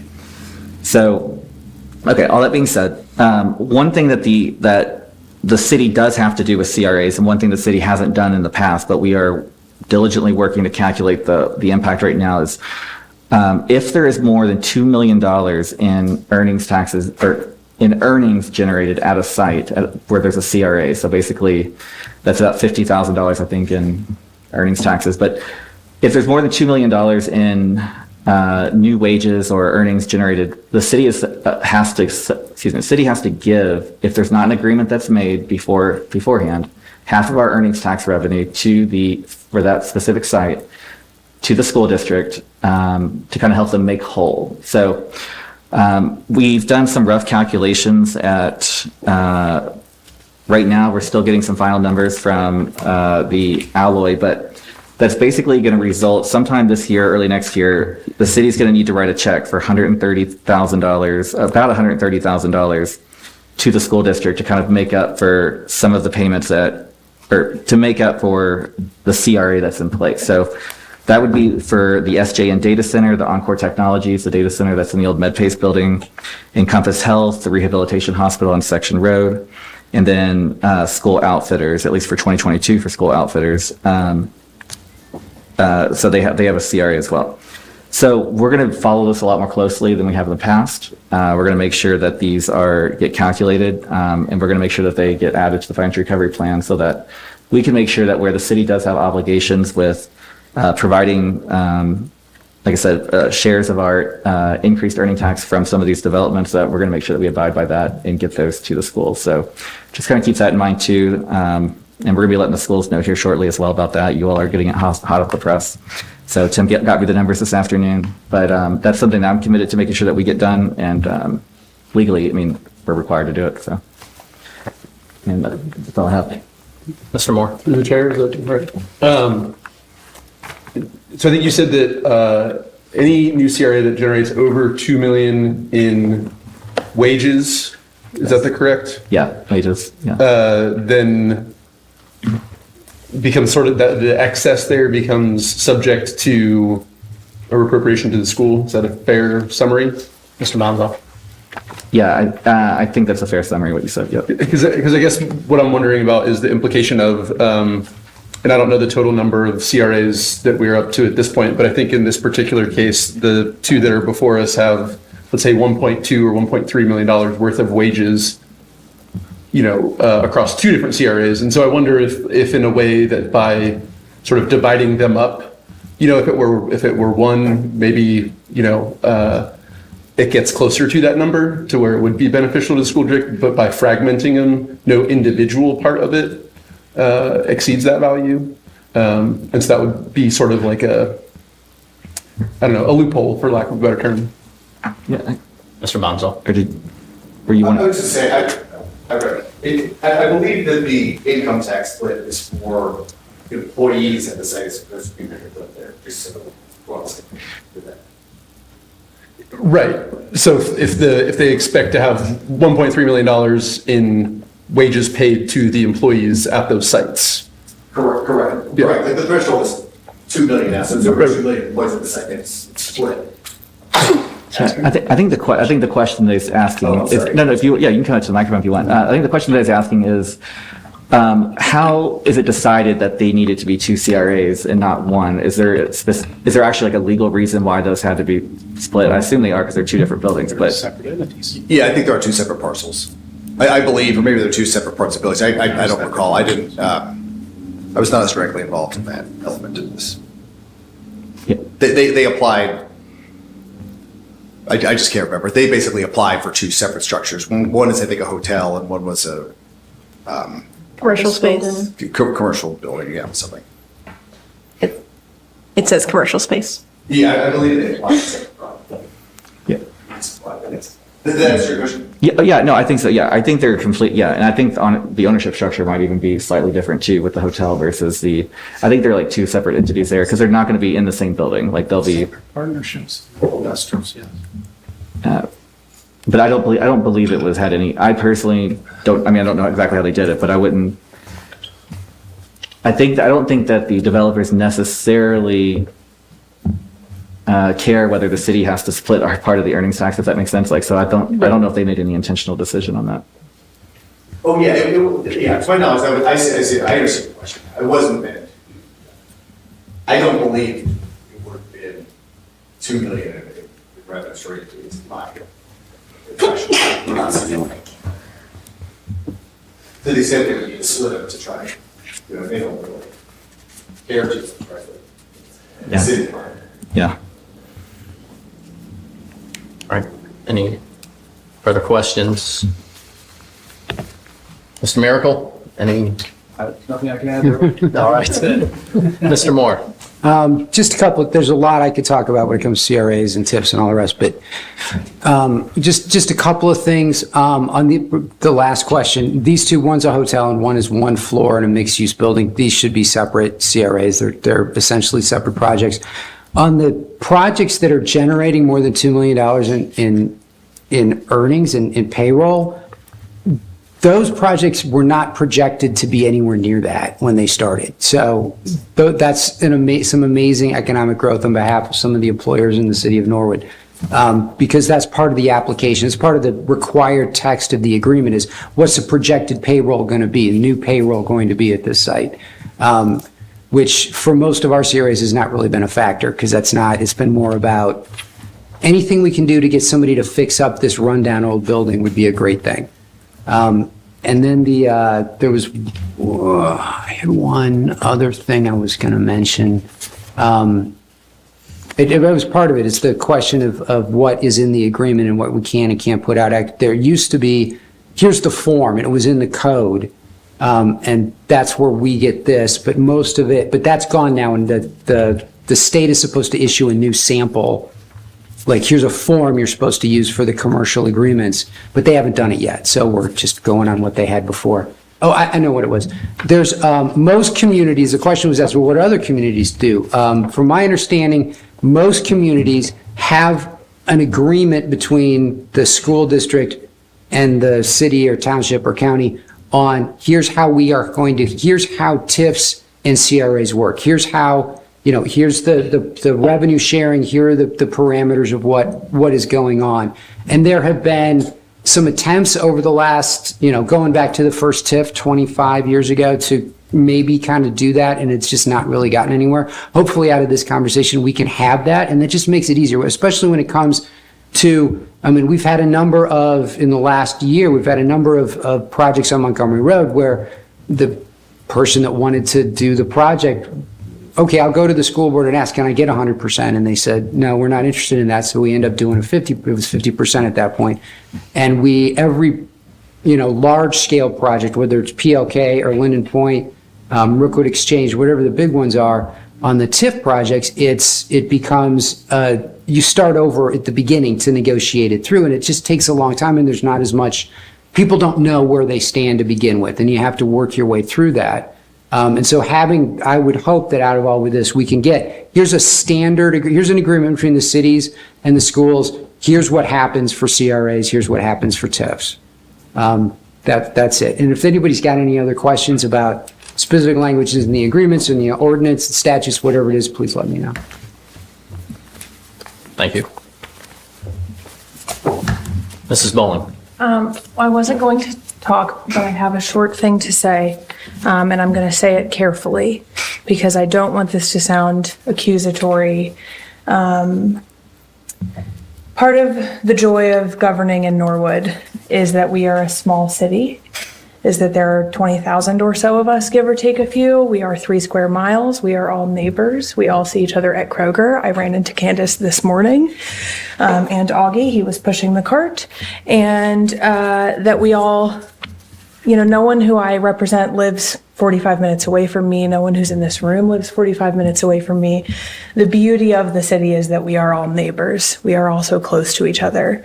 I don't think that you could safely or confidently say that anyone who does any of the jobs up here, but particularly council, is doing it out of some need for profit or power. We make very little money, to be transparent with you, and the amount of time that many folks invest into this role is pretty substantial.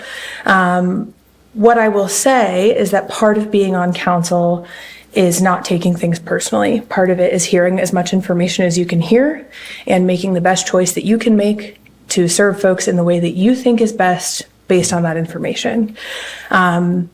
What I think has happened in this case, I have taken a little bit personally. It has hurt my feelings. I think issuing a document that is accusatory, that is claiming that there was malicious intent without first attempting to have a single conversation with anyone regarding that is hurtful and is not, I think, how we should govern, is not, I think, the example that we should set for our students, for our residents.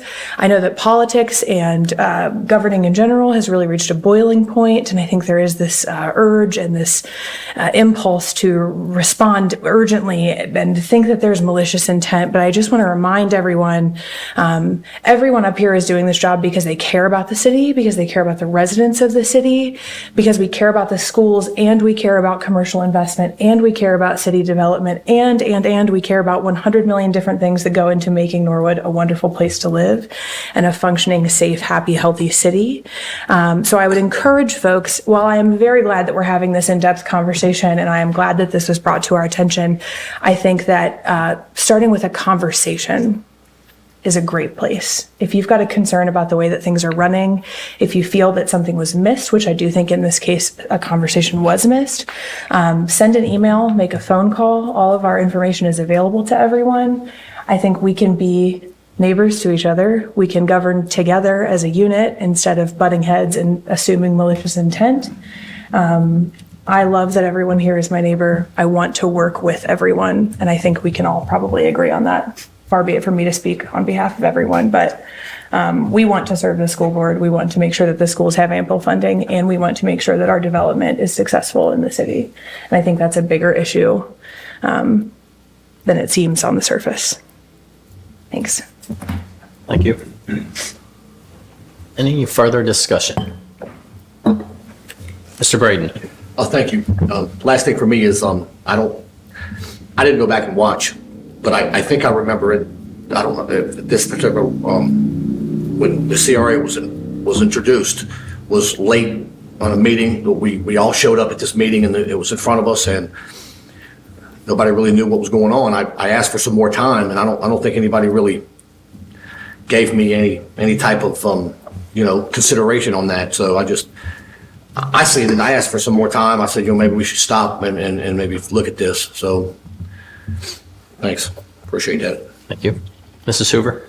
Mr. Braden, I'd like to point out, I did go back and watch that. If you're talking about the December 10th meeting, there was a motion to have, you requested more time when it was too late, after we'd already made the motion to have all three readings. Okay. And so that's why I wish we had had a discussion. Thank you for clarifying. And so I did go back and I watched all the meetings just to have a sense of what the arc was. Thank you. Any further discussion? I will note, just to point out for clarity purposes, that the presentations or the question and answer with, I'm not going to call them the panel, but those sitting up front, I would like for council to be open to some of the facts, the financial piece, the legal sides, the administrative role. If at any point, and I'll open it up to the individual sitting up here, if you would like to speak to a matter, I would ask council to note that one of them have raised their hand, and at that moment ask if that individual could speak on that topic. Just for transparency purposes and processes, as this has taken place with previous councils. I just wanted to throw that out there for those of you on council, if you see a hand raised, and for the four of you up here, if you would like to speak on an ordinance or resolution or any other topic, raise your hand and make eye contact with someone who will then ask for you to have an opportunity to speak or ask a question. All right, moving on. Any further discussion?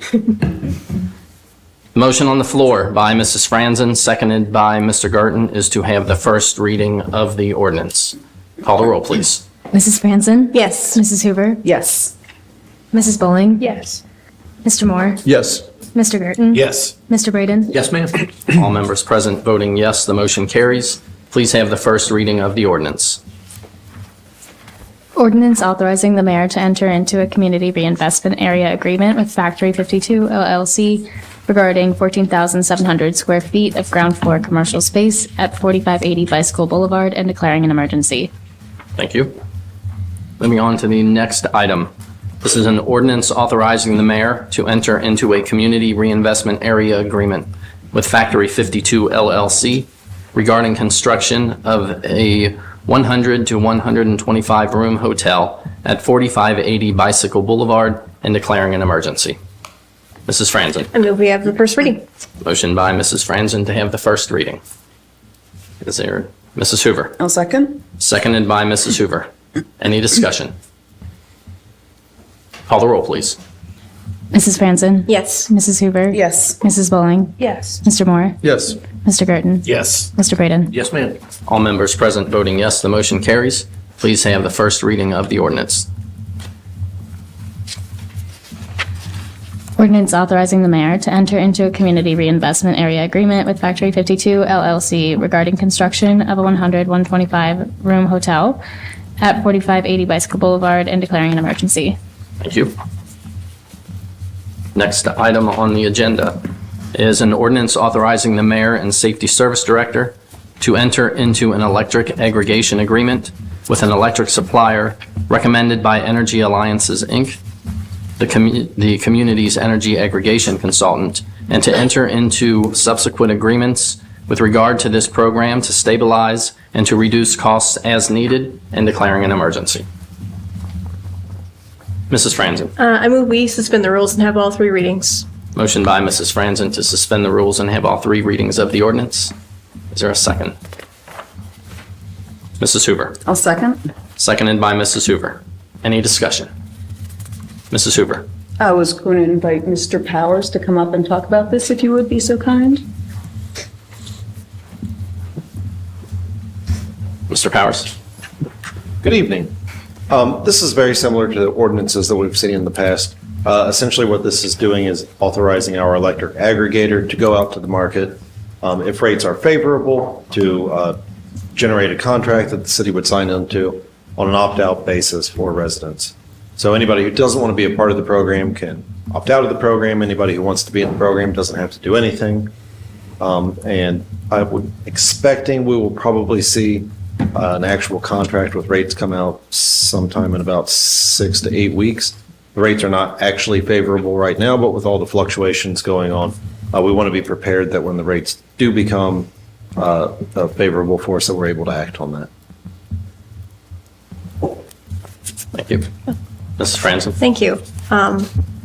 I see that, like a lot of areas, there's going to probably be an increase in our aggregation rate compared to what we have right now. Right now, we're at 0.067 per kilowatt hour. It's going to be more like 0.09 per kilowatt hour, which is a substantial increase. But when I looked around, it seems like this increase has been felt everywhere. Is there any way that we could potentially find a better rate, or are we kind of stuck with Duke and the other providers that we currently have? Can you predict the future and tell me if it's going to be better later on? Mr. Powers. I would love to be able to predict that better for you. Unfortunately, what we're kind of stuck with right now is waiting for Duke to go out and make their offer to the market. Once we know what that's going to be, we'll be able to do those comparisons. Thank you. Mr. Moore. Yeah, looking at the attachment and the recent price history, it basically seems like it was at about 59, 34, 57, and then 270. More basically where it is right now is double, essentially double where it's been the last decade. Can you help me understand the factors that contribute to that dynamic? We probably don't have time to go through them all today. Sure. It really does conflate with everything from, what's going on the international side to what's going on with local energy production, with coal plants, with nuclear plants. There are way too many factors involved in that. I don't understand them all. I wish that I did. But that is why we have Energy Alliance. who does essentially nothing but this.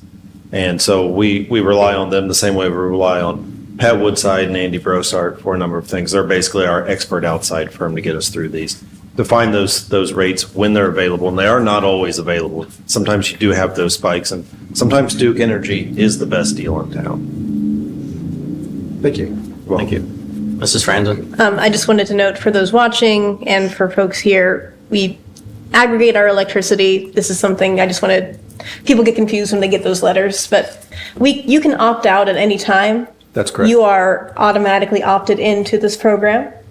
And in general, at least according to this page, through the last year and a half-ish, the average person saved about $330 by being in the aggregated rate versus the market rate. So I'm hopeful that we can get a good rate and also continue to save people money, even though, unfortunately, no matter what we do, the rate is going to increase. That's the same everywhere, I guess. Thank you. Yeah. Mrs. Hoover? I believe Mr. Bonsall has something he would like to say. Can we invite him to speak? Mr. Bonzal? Thank you Thanks, so sir. much. I will say that the electric aggregation, as Mrs. Franson pointed out, has been great for Norwood and for Norwood residents and utility payers. It's confusing on the bill, and I know it can be. I know some people think, oh, I'm getting double charged. I can, if anybody would ever want to bring their bill to me, I can walk them through exactly how they're not getting double charged and show them a comparable bill that doesn't have the aggregation on it. But the point I wanted to make here is I would just recommend to the administration to just be very judicious on what they end up signing with this. I think there could be some advantages if the Duke rate is just a little bit more, to let it go on the Duke rates if we think it's going to go up, so that the blame is not on the city of Norwood. Oh, they raised my rates. We were 0.67 and now we're 0.92 in the aggregation, not understanding that if you didn't have aggregation, your rate could be even higher than that. But if it's close, I just would not, I would opt not to participate, to just ensure that, let it kind of clean out for a bit, and then hopefully we get a more favorable rate.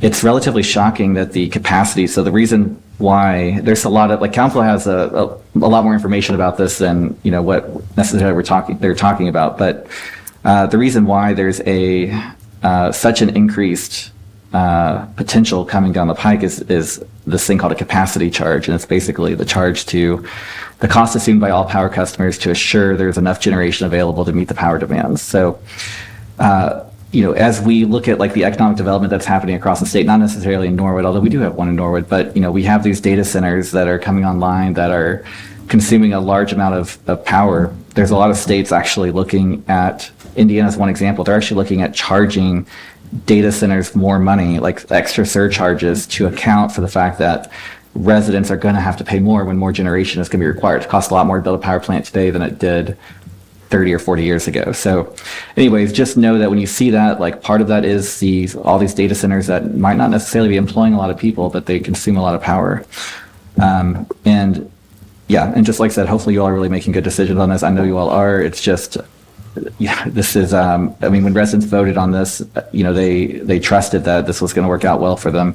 And I wouldn't want them to have the impression that it's not, seeing a large increase straight with aggregation without kind of maybe a little time at Duke if need be. But I think you do raise a good point there. In the past, we have actually stayed with Duke for some periods of time when the aggregation rates were not favorable. I believe we did that in 2023. There was a period for about, I think, 8 months. Nobody quote me on that. Where we did stay with Duke Energy. Later, once the rates became favorable, we moved back into the aggregation program. Yeah, that's great. I'm glad y'all are kind of checking on that. So that's excellent. Thank you. You're welcome. Thank you. Mr. Moore? I'm sorry, Mr. Powers. So just to be clear, so this is the, passing this would give you the opportunity to opportunistically land an agreement, but not necessarily lock in the increased rate. Yeah, this is giving us basically the authorization if the market looks good and we can get a better rate than what Duke Energy is, that we can act on it. Thank you. You're welcome. Thank you. Any further discussion? Motion on the floor by Mrs. Franzen, seconded by Mrs. Hoover, is to suspend the rules and have all three readings of the ordinance. Call the roll, please. Mrs. Franzen? Yes. Mrs. Hoover? Yes. Mrs. Bowling? Yes. Mr. Moore? Yes. Mr. Girton? Yes. Mr. Braden? Yes, ma'am. All members present voting yes, the motion carries. Please have all three readings of the ordinance. Ordinance authorizing the mayor and safety service director to enter into an electric aggregation agreement with an electric supplier recommended by Energy Alliances Incorporated, the community's energy aggregation consultant, and to enter into subsequent agreements with regard to this program to stabilize and to reduce costs as needed and declaring an emergency.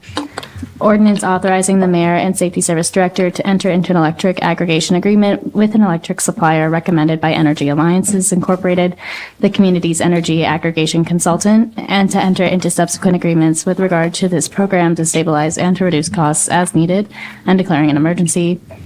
Ordinance authorizing the mayor and safety service director to enter into an electric aggregation agreement with an electric supplier recommended by Energy Alliances Incorporated, the community's energy aggregation consultant, and to enter into subsequent agreements with regard to this program to stabilize and to reduce costs as needed and declaring an emergency. Thank you. Mrs. Franzen. Make a motion, we pass the ordinance. Motion by Mrs. Franzen to pass the ordinance. Is there a second? Mrs. Hoover. I'll second. Seconded by Mrs. Hoover. Any discussion? Call the roll, please. Mrs. Franzen? Yes. Mrs. Hoover? Yes. Mrs. Bowling? Yes. Mr. Moore? Yes. Mr. Girton? Yes. Mr. Braden? No. We have 5 yes and 1 no. The motion carries. Moving on to the next item. It's an ordinance to change appropriations for the year 2025 and declaring an emergency.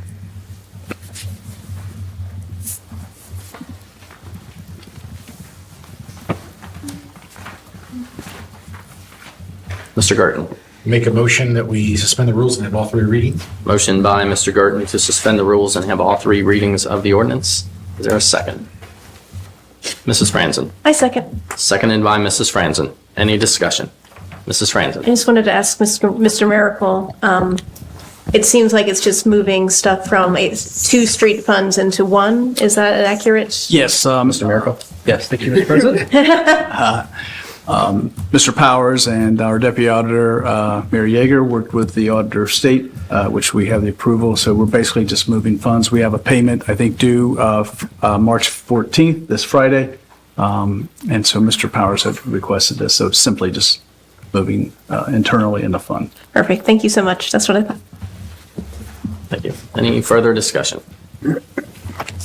Motion on the floor by Mr. Girton, seconded by Mrs. Franzen, is to suspend the rules and have all three readings of the ordinance. Call the roll, please. Mrs. Franzen? Yes. Mrs. Hoover? Yes. Mrs. Bowling? Yes. Mr. Moore? Yes. Mr. Girton? Yes. Mr. Braden? Yes, ma'am. All members present voting yes, the motion carries. Please have all three readings of the ordinance. Ordinance to change appropriations for the year 2025 and declaring an emergency. Ordinance to change appropriations for the year 2025 and declaring an emergency. Ordinance to change appropriations for the year 2025 and declaring an emergency. Thank you.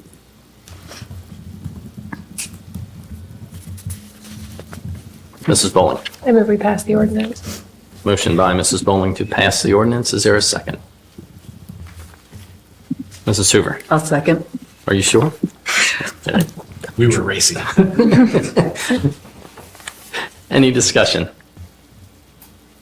Call the roll, please. Mrs. Franzen? Yes. Mrs. Hoover? Yes. Mrs. Bowling? Yes. Mr. Moore? Yes. Mr. Girton? Yes. Mr. Braden? Yes, ma'am. All members present voting yes, the motion carries. Moving on to the next item.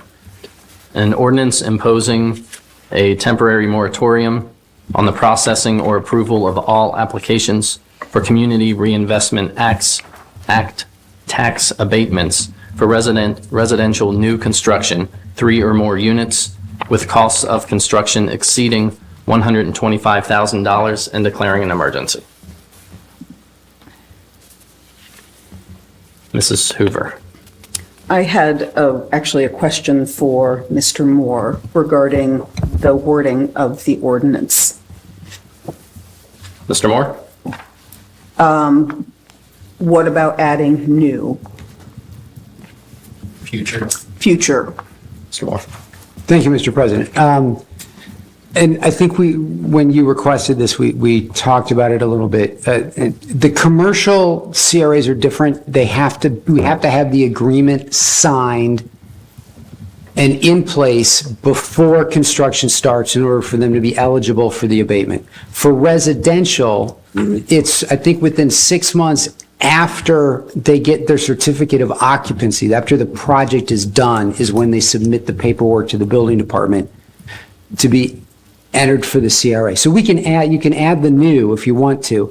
As a practical matter, what this does, it means that if anybody has finished an apartment building that might be eligible for a CRA within the next 60 days, then that couldn't be processed. But I don't think there are any, since processing apartment buildings under that change in our code didn't happen in December. And so I'm not sure anybody that's built an apartment building in the last 3 months is likely to finish one of those. I think as a practical matter, it doesn't make a difference. This will tell the building commissioner, well, don't issue any letters that anybody's eligible over the next 60 days as a practical matter, but you can add the new, that would be fine. That would be entirely appropriate to do, just to clarify for people.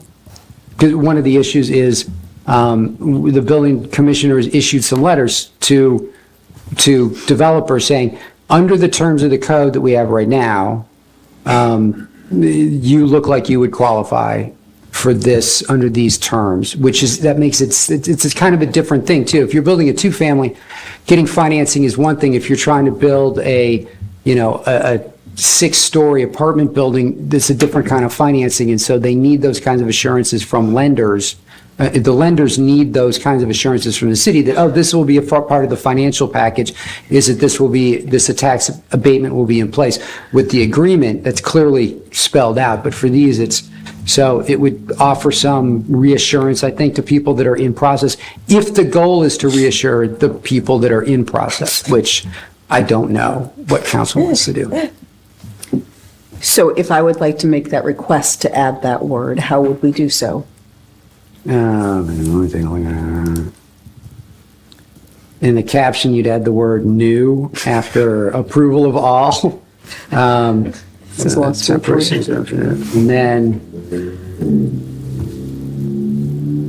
then in section 1, in the second line, add the word new, where it says approval of, it would be new CRA applications. And I think that's the only 2 places that it would make a difference. Thank you, sir. Mrs. Franzen. With those amendments, I would like to suspend the rules and have all 3 readings of this ordinance. Would they not have to make a motion to amend first? Yeah. I apologize. I would love to make a motion to amend the ordinance as stated. So that would be adding the word new At the in the stated caption areas, yes. after all and before applications. And in section 1, second line, where it says on the processing or approval of new CRA applications. You said it. All right.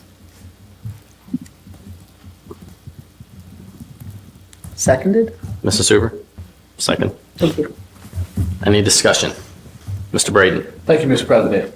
So question, maybe to the one who made the motion, adding that word, I want to clarify exactly what you're getting out of that, why we're adding that, what you're getting out of that. I want you to clarify that. And also, I wouldn't mind, there's been comment tonight, one of the comments were that if we move forward with this, that we are subject to litigation. And I would like to know that if the law department has a comment on what that might have looked like and what that comment meant as far as if we move forward with this, we're subject to litigation. Does anybody else have anything to say about that? Because I'm trying to put that together, like what that looks like and what am I subject to be, in some type of lawsuit because of that. Mr. Moore. It has been communicated to me by the developer of at least one, multifamily residential unit that has a letter from the building commissioner saying that, yeah, this looks like you qualify for this, that if council, and I'm not sure that he had actually read the resolution or read this ordinance, but that if council puts that on hold or changes it so that they end up not being available, it's not available to them, then that we would be in court. Now, as a practical matter, I don't know if council passes this, how that gets communicated to their bank. I'm not sure how far they are in the lending process, if the paperwork they have has been submitted and the loan has been approved. As a practical matter, I don't think this affects a project that hasn't broken ground yet. If we put a moratorium on this for 60 days, I don't think that affects. But we may get a nasty letter. If council passes it, we may get a nasty letter, and we would have to see where we go. If council after 60 days decides we don't want to process multifamily or 3 units or basically apartment buildings as residential and want to change it, then will become a question of what is, how much are they grandfathered in by what they had already done? How much of a reliance interest in that ends up in court? And I think that we have arguments to make, but they may not be the strongest arguments and things could get tied up for a while. Can I follow up with that? I'll just summarize. As an attorney, I will say it depends. How kind. Mr. Braden. So I'm trying to process everything. Okay, we all know how difficult that is. So we've already agreed on a CRA that we've agreed to. The school board's here.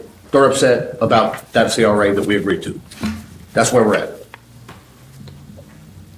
The wording you just installed that we're going to vote on, does that cover us from being a lawsuit from the CRA that we just agreed to?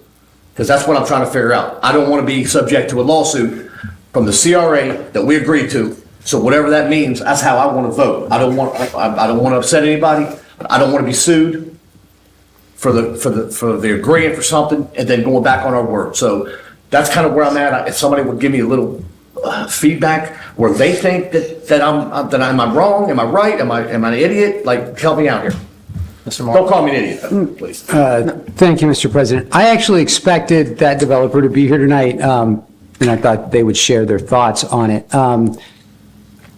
I don't think, as a practical matter, they would not be submitting a new any kind of application for this, and neither would the gentleman back there for the property down at the end of Sherman, that they're not going to be submitting any paperwork in the next 60 days for those projects. And so there's nothing for the building department to act or not act on. So, but will they be upset by the language and then decide they want to threaten or file a lawsuit? I don't know. People file lawsuits all the time, and unfairly against us all the time when they file them, clearly. But, I couldn't tell you exactly what's in their heads, but I don't think this would, as a practical matter, actually stop any of those projects going forward at this point. Although my co-counsel out there in the gallery may have a different opinion. Mr. Woodside, if you want to take the mic. Yes, I just want to, I hear the question, it doesn't sound bad. I think the point of putting new in there is the point that after the date hereof, new applications are not going to be considered. If they've been submitted and a letter has been provided by the county that they can rely on where they're communicating with their lenders, that indeed they do qualify for the CRA, they are not going to fall under the prohibitions that are going to result from the moratorium. So I think that the new language, I'd maybe say as of the date hereof instead of new, but I think that everybody understands the point, the new language was to avoid the possibility that someone who had submitted an application, who had been given a letter saying that they do indeed qualify, they have taken that letter and given it to their bank so that the bank can rely on that when they're giving them their loan. Those people will not fall under the moratorium. That's what I'm understanding. In turn, save us from a lawsuit. Correct. It was to clarify that going forward, new applications are not going to be considered right now because the process includes application, construction, and then basically granting of the exemption once your construction is adhered to the description in the application. Thank you, sir. Thank you, Chair. All right, so we're going to go Garten, Moore, Bowling, Franzen. That's the order they've been popping up. Mr. Garten. Ask the mayor if he had anything to add to this. Mayor Snyder. You want to wait until you guys have went a little? I mean, I think if, in all the councils that I've seen over all the years within the city of Norwood, councils have always tried to get developers to come into the city of Norwood. They've always talked to the administration and said, we need to streamline the process. We need to make our city developable. And every council. Now, this action, and I'm not in marketing, but I'll tell you, in marketing, this action is an absolute red flag for anybody who's thinking about developing in the city of Norwood and utilizing the incentives that every other community in Hamilton County will give them to move their development here, or to make a real investment in the city of Norwood. If you're not going to move forward with incentives, if you're going to do a moratorium, that's questionable. So for the next 2 months, the people who have forks in the fire that are getting ready to come to the city of Norwood and say, hey, you've got this property on Harris Avenue, we'd love to build there. Right now, for the next 2 months, they're like, forget it. And guess where their investors go? They're gone. It's very easy to say, yes, you got a great plan, I love it, Norwood, that's going to be perfect. And then when they find something out like this, they're like, oh, forget it, I'll invest my money over here in Harrison. I'll invest my money in Blue Ash. And if you guys pass this, just realize you're putting the brakes on. You already put the brakes on CRAs because you're only doing them one at a time, one reading. Let's go the pool process, let's make sure this is the right way. But if you put a moratorium on, you are potentially causing problems that'll have a ripple effect for the next couple of years, because that's how these projects work. It's not like PLK said, hey, let's do this, and it was built tomorrow. It's been a process of years of work. Same thing, Sherman Avenue, look at that process. Look at what went, so I caution you in passing a moratorium and asserting your power so strongly that you send a message out to developers that say, I don't know that I want to mess with Norwood. I'll invest my money someplace else. I got other places that would love to have me there and will work with me and give incentives right now. Not this maybe it's 6 months or maybe it's 2 months. So that's my concern with passing a moratorium. You have the ability to take your time, consider these things, listen to options, have 3 readings and move on. And that's, quite frankly, that's a process I think you should be using. I don't think you should be passing a moratorium is a huge red flag for any developer. We still have a lot of land that we could develop that will provide income for the city and the schools for years to come, but I think you're on a very treacherous track by passing a moratorium. My 2 cents. Thank you. Mr. Moore. Thank you. Mr. Moore, if I may. So it sounds like that practically, because I understand this is residential only and we don't expect any problem. Are we essentially just kind of like talking to ourselves here? If it's not retroactive to remedy other CRAs, if there's no additional anticipated projects, if it doesn't address commercial, which some of the commenters here today spoke about, are we just kind of talking to ourselves with this? Mr. Moore. To a certain extent, but that's the way all moratoriums tend to be, is that I remember might have been the first one I did when the pawn shop moved to Montgomery Road. We passed a moratorium on any more pawn shops on Montgomery Road until we could figure out what we wanted the zoning to be. Sure. There wasn't another one planning to come. Yeah. But it was kind of a just in case. But it also sends the message that the way our code is written in regards to these right now may not be what it's going to be in a couple of months, as we may be changing it because we're going to be looking at that particular section of our CRA ordinance. And that's what it is. As a practical matter, no, it doesn't make any difference over the next 60 days. So in a way, it's let's just say it's a symbolic gesture in a way. And on one hand, there's this symbolism to the, say, people who care about the school district. And then symbolically, there's, to Mr. Schneider's point, a symbolic gesture to developers, or certainly their investors who might say, well, that's not a good project. And so while the developer may be focused on specific projects and specific opportunities versus just blue sky, where do I want to drop this thing? The developers hinged on investors backing them in order to make this stuff happen. And if Norwood is kind of seen as a no-go zone or a hostile zone, what have you, that's the other side of the equation. Is that a fair? 100% correct. Okay, thank you. Mrs. Bowling. Thank you. I'm not sure whether this is a question for Mr. Moore or Mr. Woodside, or maybe neither of them can answer. From hearing that where we could run into some legality issue is surrounding CRA applicants who have already been told that they fall underneath of the guidelines of the CRA, and they have submitted that information to their lenders. My question is just a point of clarity. Our voting on CRA, in the past, this has come up. Sometimes when we vote on something, we are voting based on our opinion of the benefit to the city, and other times when we are voting based on whether we think that they have met the requirements of that application.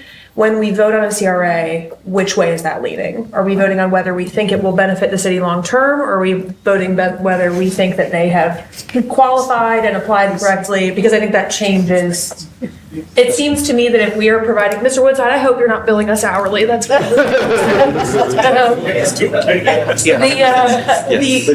seems that if they are providing, we qualify as enough information for their lender, that changes our obligation to them. If the lender takes you tick the boxes correctly as enough to lend them the money, and it is not then based on our opinion of the benefit to the city, that seems like our legality, our I don't know, our burden is different. I think your question is an important one. I think there's an important distinction to make. When you have a CRA that comes before you for a commercial development, in that case, there's a requirement that you have an agreement. The city has to vote on that and actually, decide, authorize the execution of that agreement in order to provide the exemption. Okay? You don't have to give exemptions in those cases.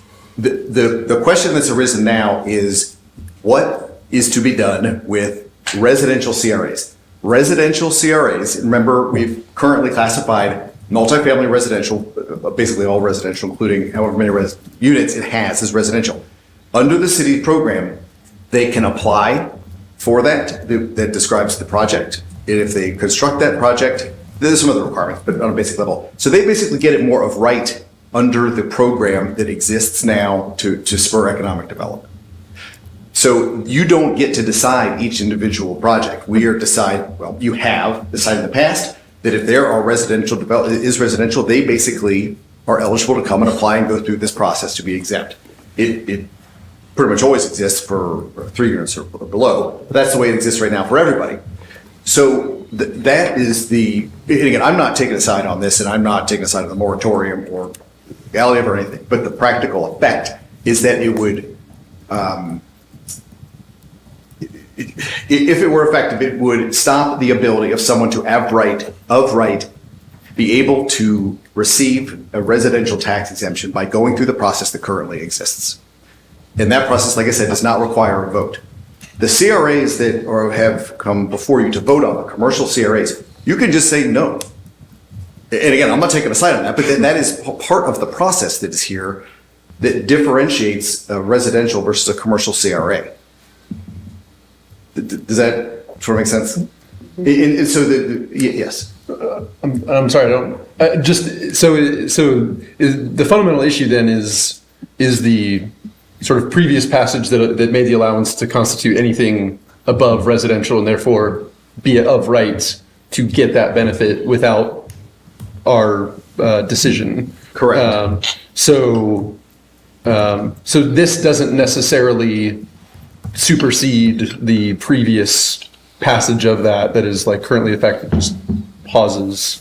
Correct. And I don't want to comment specifically on the legality because I haven't read every word of that. But that is the aim here that I assume it's effective, will basically stop the ability for someone going forward to come in, submit they're going to build a project, they're, again, putting their financing package together, or somebody that's got a single family home and wants to redo, their bathroom or whatever the limitations are. They come in and submit something to the housing officer. The housing officer then has the intake process where they assess accept it or whatever. And once it's built in accordance with that and all the other rules that apply, they basically get the exemption. And the point for the existing, again, I'm not taking a stance on this either, but for the existing people that came in and said, I'm going to build a large project, I have my financial package together, my loan, part of that was that they submitted this application, and under the existing ordinance, the CRA ordinance, they're basically going to get it, assuming they build the project.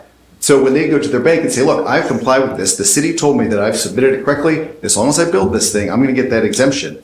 You don't want to basically come back and say, sorry, we just took it away. I'm not going to comment on whether what legal rights they have, but I'm sure there's a reliance argument that all the things they've done and steps they've taken to build a project are in reliance upon your letter that says you qualify for the program. So taking that away could result in, again, you never know what people are going to sue over, but I'm sure they'd be very angry with that. Mrs. Franzen. Thank you. So, it's been so long, I forgot what my question was going to be. It's great. I had to write mine down. No, I should have done the same. So right now, what we are discussing is amending the ordinance to include that word. Word new Yeah. into two locations. So I guess from my perspective, I'm fine with amending it. My initial inclination was to get this passed tonight, but hearing this potential litigation, I don't want to negatively affect people who, in good faith, came to the city and said, hey, this is what we can do. I want this, applied for it. I don't know. I guess once we amend it, I still want to consider it. It might be more judicious to just have one reading tonight, just like what we did with the other CRA stuff. That wouldn't put a moratorium on anything. I do want to make a statement that I don't want things that are coming from these large developments to just get whatever they want without any due consideration. But I also don't want to have the city get sued. So I'm kind of trying to figure out where I stand, I guess, now. Mrs. Hoover. This is sort of a question for council. In disclosure, Mr. Bonsall and I are the ones who talked about the idea of a moratorium, and we were hoping to create a pause to regroup again. Not that we were going to vote differently, but that, and again, the competing interests. For me, it's important for us to have a good relationship with the school board. It's also important for us to not hurt developers. Like we do want to do all of these things. I'm curious if we have a tentative meeting scheduled on the 19th of March with school board members and some council members. I'm curious if having that meeting, if that would feel like enough of a pause, or if if we know that we are going to be starting a conversation in earnest, would that make a difference? Would we need a moratorium? Is a moratorium helpful? I'm not sold on it. It was the pause that I'm looking for. Mrs. Bowling. Thank you. I am currently most interested in having that conversation between the city and the school board and seeing what their goals and what their ask is. I don't know what the moratorium will accomplish in terms of meeting their goals. I don't know what impact the moratorium will have on our potential lawsuits. Though a very smart lawyer once told me that people get sued all the time and it doesn't mean anything. Sometimes. And my priority would be having that conversation, getting the ball rolling on that relationship and trying to find common ground there and set a goal to work towards. And if after that conversation, the goal is a moratorium, I think then we look further into that. Currently, with nothing pending, with nothing coming up, with the threat of lawsuits with the threat of turning away future developers, I am leaning more towards having that conversation first and revisiting this. So my thought right now is we have a first reading of this. I also would just like to point out that this moratorium would not impact the CRAs that are currently on the table, and that seems worth noting. This is specifically residential, and those are both commercial. So they are totally mutually exclusive issues. We only had first readings on those CRAs because we are not prepared to vote on them and because we want to have those conversations first. So my thought is let's have those conversations and then decide how we want to move forward. Mrs. Franzen. Yeah, I think Mrs. Bowling's point is well put, and I think that makes sense. I just want to make sure that we can have the conversation and work together to try to figure out the best way to get their needs heard. I mean, I think no matter what, communication between the council and school board is definitely something we can improve on. If this isn't actually going to stop or change anything, it, like Mr. Moore said, it's a bit more of a symbolic gesture than something that will meaningfully help the schools, or feel that the schools would be prevented from losing tax money. So, I mean, symbols can be important, but yeah, I think maybe just having one reading might be the best way to we just at least have that conversation. And then in 2 weeks we come back, we realize, okay, this is actually great. We can get her done. If not, then we can table it. Mr. Moore. If I may, so tabling it is just an indefinite delay. Is that a fair? Mr. Moore. You can table it to a time certain, so table it till the next meeting, or you can table it to a time uncertain, and then it's just gone. Or you can vote to remove it from the agenda. If I can, thank you, Mr. President. So let me just, here's the letter that the building, the housing officer, the code says housing officer, but ours is our building commissioner. At the end of the letters, he writes, there are no current plans to amend the city CRA program to change this exemption criteria. And so one alternative would be for somebody to make a motion to have the clerk send a letter to the building commissioner that we are considering changing the terms of exemptions for multifamily residential projects. And then he can put that at the end of the letter and they can figure out what they want to do with that.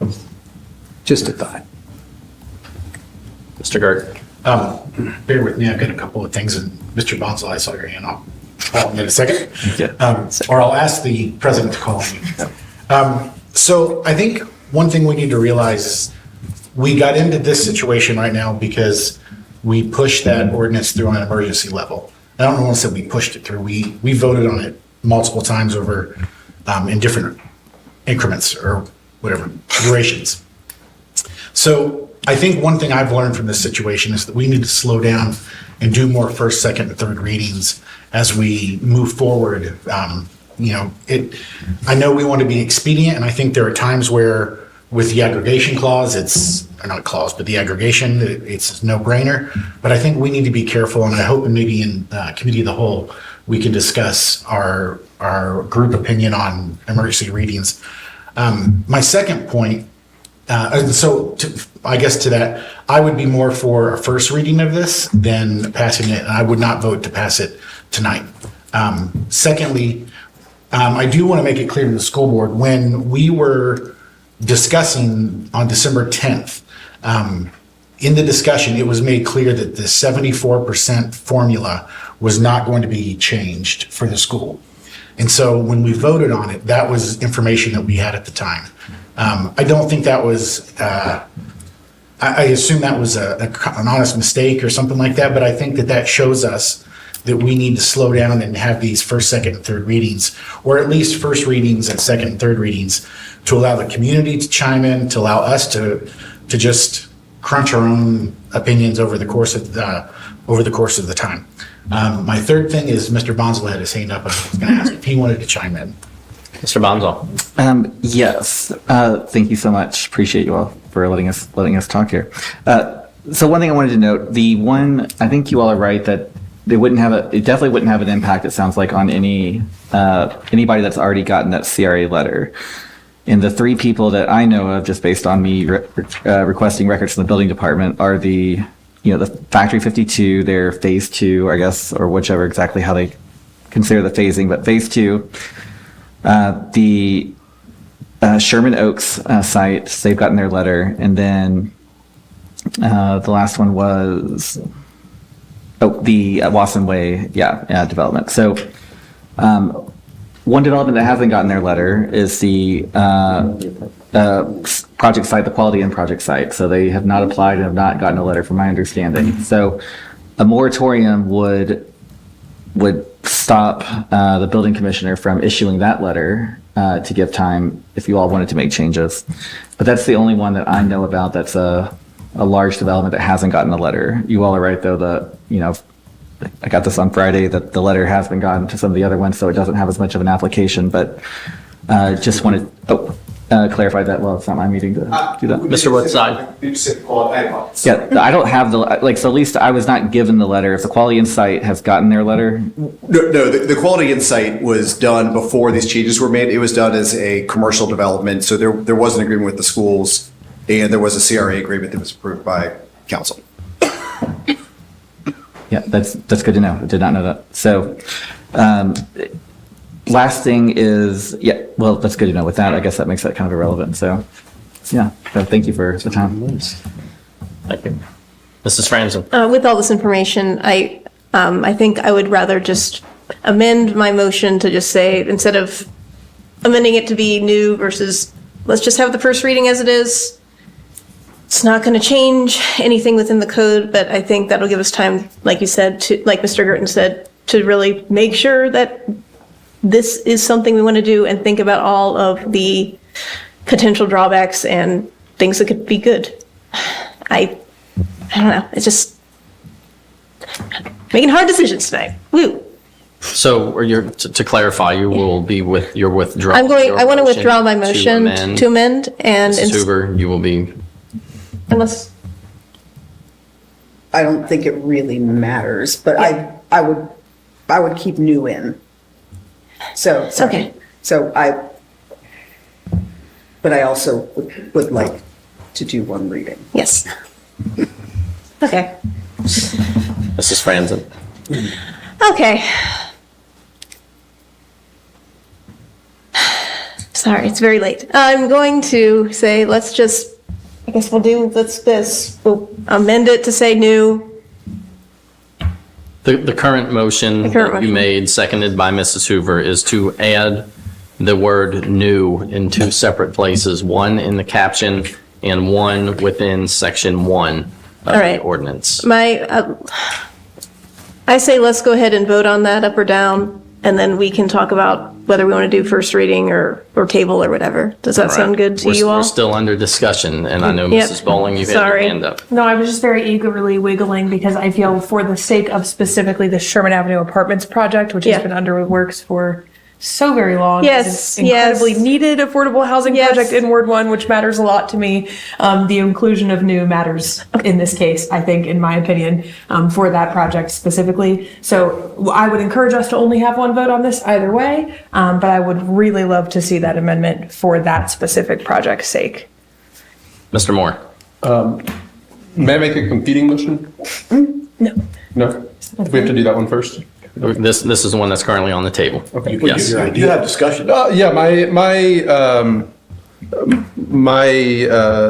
thought here is just that there's a lot of like 1 foot in, 1 foot out, change this, change that. Like to be honest, I'm 95% sure of what I'm aiming at right now, but definitely not 100%. And so to me, I would just, if nothing that we do tonight is going to take action between now and March 25th, I feel like we shouldn't even do anything with it, and it should just be tabled until the next meeting, until we can sort of be precisely sure what the language is and what things are. So I think even at a first reading, my vote in this moment would be no, because I feel like there's been a lot of shuffling of parts. Mr. Braden. Thank you, Mr. President. So I'm gonna make my final comment questions, and I'm going to shut myself up because I want to go home as well. And I'm just going to get this out here no matter what happens. I'm going to wait till next meeting to finish any other comments. But here's my question. I'd like to ask, given what the mayor has said tonight, and so I heard, Mr. Bonzo, I barely heard what you said. You said that there's one letter that hasn't been set that will be affected by this if we don't put the new in. Is that, I didn't really hear you over there. I want to make sure I'm correct on that. Mr. Bonzo? Yeah, so the original point that I was making was that, so that kind of confirming that for the most part, it won't have a large impact, but there is one large apartment development that's been announced that doesn't have a letter yet. And I was saying it was the Quality Insight. However, last year they did get a commercial CRA. From what it sounded like Mr. Woodside said. But now that their project is all residential, I would feel like they would want to change that and go for the 100% because their commercial CRA, I don't think it was 100%, but. We've had that discussion with them, and, because of the agreements that we have, schools, they're not, their plan is not to pursue the CRA exemption at the higher rate under the new CRA. So they're going to stick with it. Okay. Good news. Thank you. So basically, it does, yeah. So my question, I would pose to one of our school board members that are here tonight, if you care to respond, you can. If you don't, you don't have to, is given the information that our moratorium that we are addressing really is kind of just symbolic and that really will do nothing. And hearing that, and also hearing what our mayor has stated, that the moratorium will actually not do nothing, but it will send an example and basically say that Norwood would be off limits for developers. Does that change anything at all? The way you, I mean, I understand you still want, you want your taxes, and I understand that, but does that change anything at all with the moratorium that you have brought with us tonight, as far as us saying that Norwood would be off limits to developers for the next three months? I'm just curious if anyone has a comment from the school board. Please do. Yes. I'll gather my thoughts. Mrs. Rarica? But aside from fear mongering,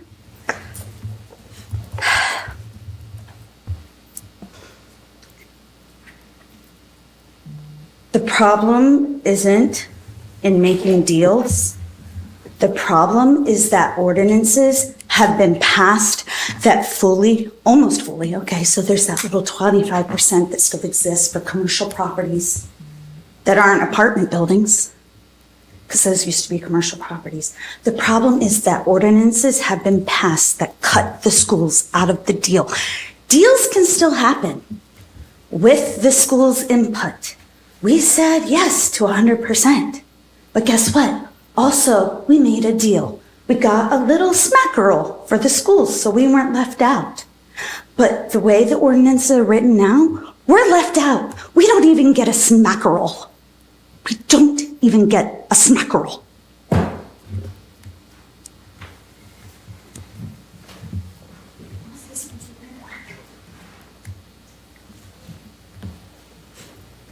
Mr. Atwood?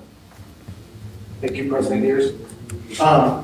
So as I said in my address earlier tonight, the moratorium, doesn't affect any of the commercial CRA agreements that are sitting on the table right now. It only impacts the residential.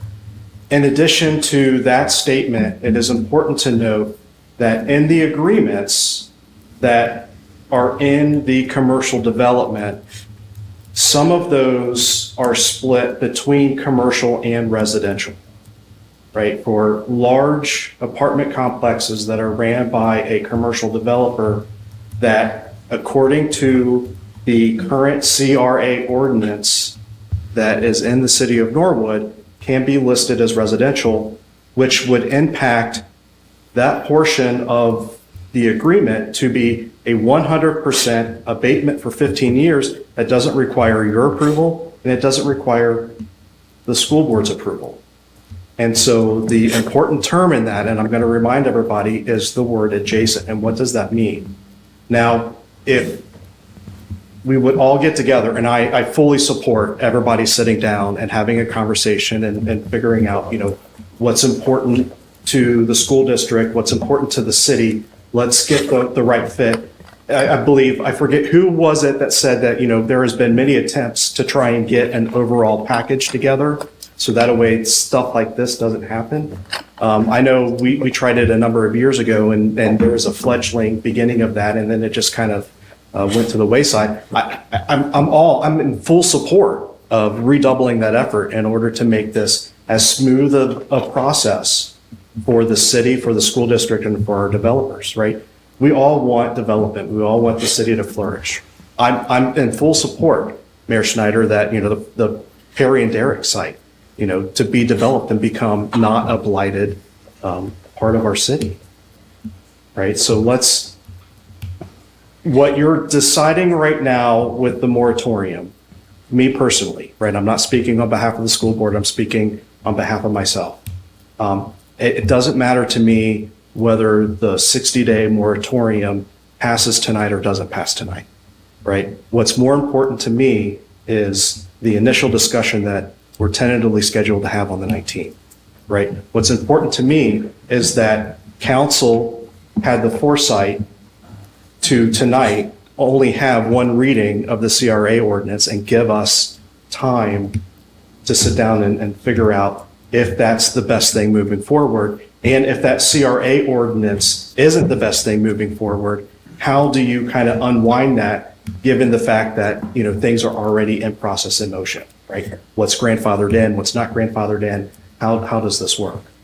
I mean, that's what's important to me. So whether or not with this moratorium ordinance that you have right now, if you decide to do one reading, if you decide to table it, I'm okay with either one. If you decide to remove it from the agenda, I'm fine with that too. So I hope that helps in your decision making. Just a response. Mr. Brady. It's okay, Mr. President. I'm okay. I get it. We have to communicate. But I guess my thing is who gets to choose? Who gets to choose? Which council members? Somebody just gets to choose. I mean, we're a little part. It's my wish that we're be a little balanced when it comes to that, because we're a little one-sided right now. So, which council person gets to come to the table, and what views do you get from that? So, that's the only other comment. That's for you to decide. I'm just curious on who's making those decisions, and that's all. Thank you. Mrs. Bowling. Two things. I don't want to speak on behalf of Mrs. Hoover, but I do believe, Mr. Braden, that you are invited to that conversation. We were. Okay, thank you. Appreciate it. Mrs. Hoover. Just want to make sure. We were going to make sure. We were going to discuss it tonight. Because I heard like three names and I didn't hear mine. So, Mrs. Hoover. Mr. Braden, the plan was to discuss it tonight in council. Thank you. And in the conversations, and I could say, I was hoping I could be in the meeting, and I know there was some, Mrs. Bowling is head of the small business. Mrs. Franzen has been very involved in this, but I was also feeling like it would be appropriate to have our one Republican, honestly, be in the room, because you do have a different perspective. I believe, I'm sorry for interrupting, but I believe, are the sunshine rules in effect there? Do we have to do a special meeting for that? We can't just meet and talk about whatever we want, so. Mrs. Hoover. With only 3 people and none of them in the same committee and only 2 school board members, that is not a sunshine issue. I did confirm that. Thank you. Appreciate your comment, Mr. Atwood. Thank you, Mrs. Bowling. Sure. I just had a second point, which is, especially to Mrs. Rarica's point, I've never been involved in a CRA application that did interact with the school board, where they were invited to give input. And to be completely frank with you, I've never seen that happen and didn't know that was an option. So I mean, from my perspective, that was not us intentionally excluding the school board. I have not been a part of any CRA legislation that happened involving the school board happened before my term. And so that is not, at least on my behalf, that is not me excluding the school board or wanting to leave you out of the conversation. I did not know that that was legally allowed. I would love to see your all's input happen more frequently on these, because they do impact you more directly.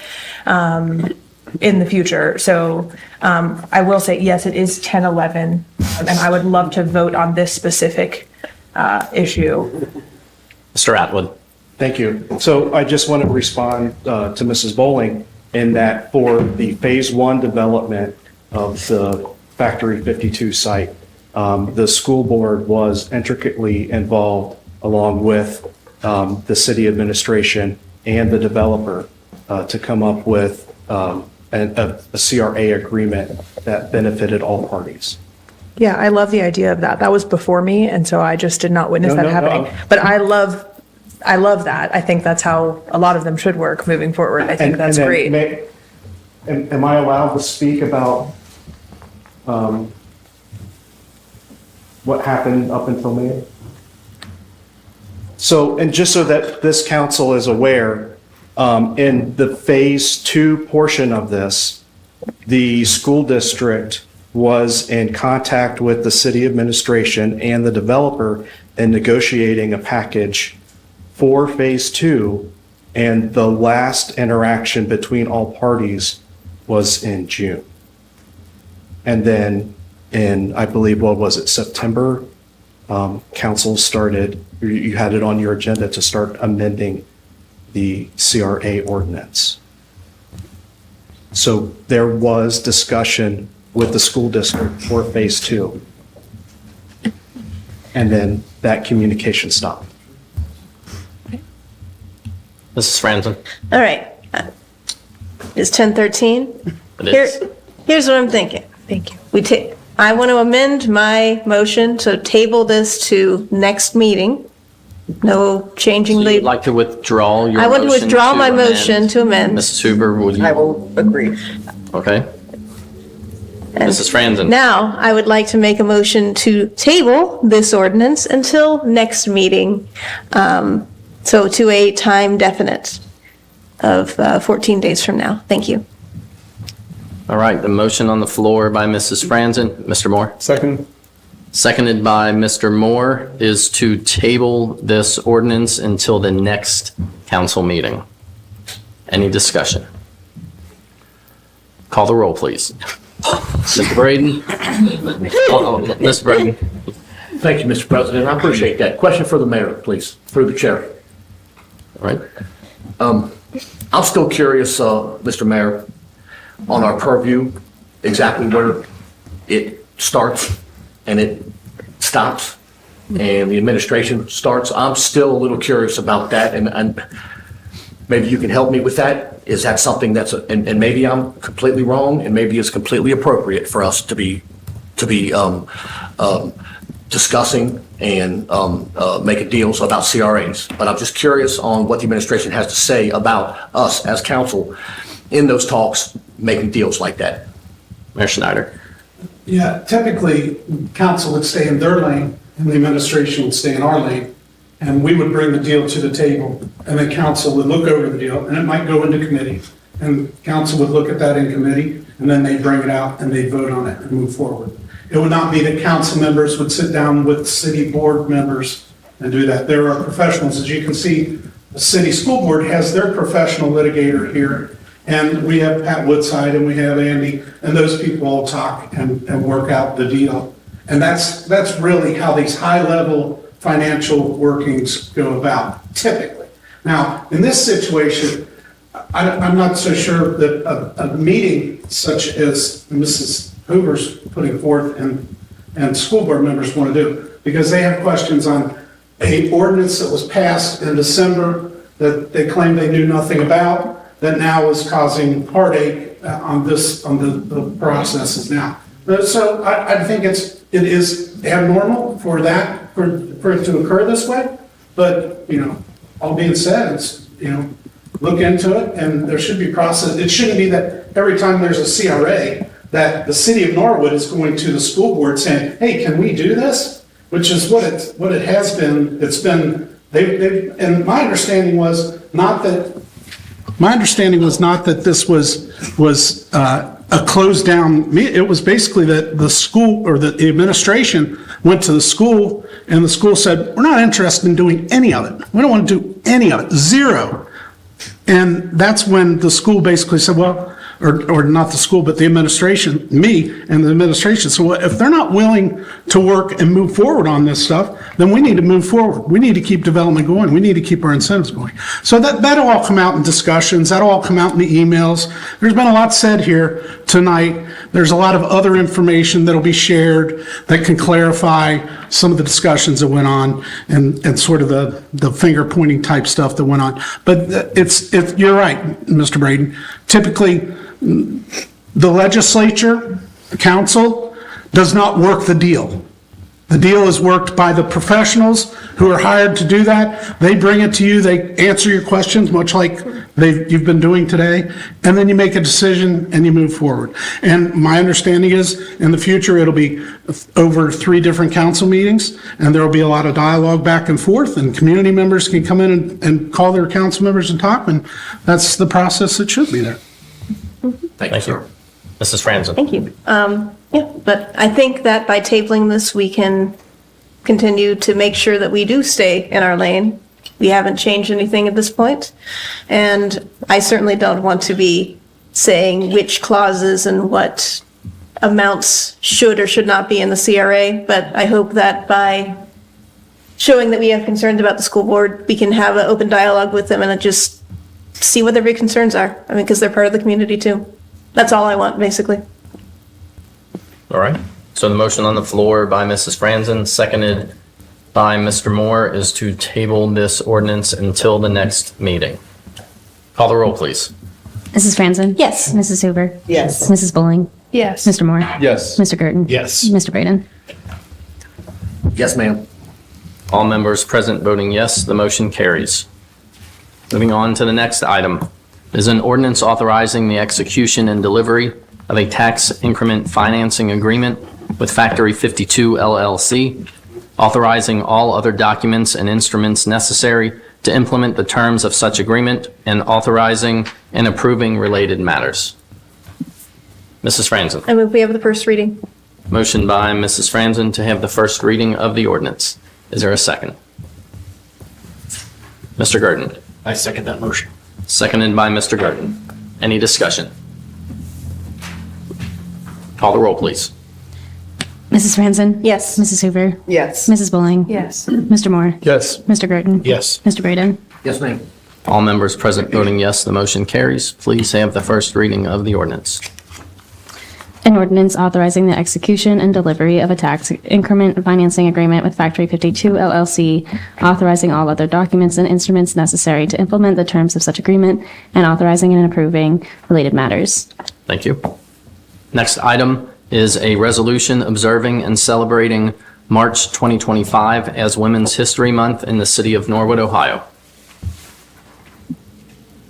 Mrs. Hoover, I move that we have you want to suspend the rules and have all 3 readings. It's past my bedtime. Mrs. Bowling? I'll second. Seconded by Mrs. Bowling. Any discussion? Motion on the floor by Mrs. Hoover, seconded by Mrs. Bowling, is to suspend the rules and have all 3 readings of the resolution. Call the roll, please. Mrs. Franzen? Yes. Mrs. Hoover? Yes. Mrs. Bowling? Yes. Mrs. Winterpower? Or I'm sorry, Mr. Moore? Yes.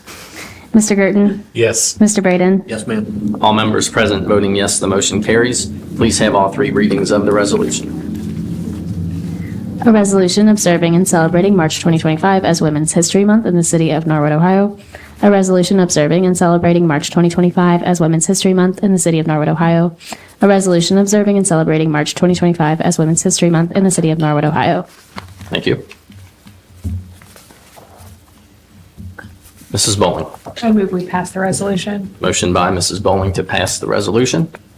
Mrs. Hoover. Now second. Seconded by Mrs. Hoover. Any discussion? Call the roll, please. Mrs. Franzen? Yes. Mrs. Hoover? Yes. Mrs. Bowling? Yes. Mr. Moore? Yes. Mr. Girton? Yes. Mr. Braden? Yes, ma'am. All members present voting yes, the motion carries. Last item, last ordinance.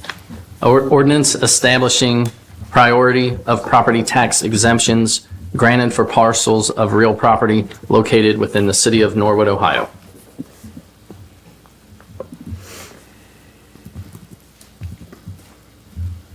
Mrs. Bowling. I move we have the first reading. Motion by Mrs. Bowling to have the first reading of the ordinance. Is there a second? Mrs. Franzen. A second. Seconded by Mrs. Franzen. Any discussion? Call the roll, please. Mrs. Franzen? Yes. Mrs. Hoover? Yes. Mrs. Bowling? Yes. Mr. Moore? Yes. Mr. Gerton? Yes. Mr. Braden? Yes, ma'am. All members present voting yes, the motion carries. Please have the first reading of the ordinance.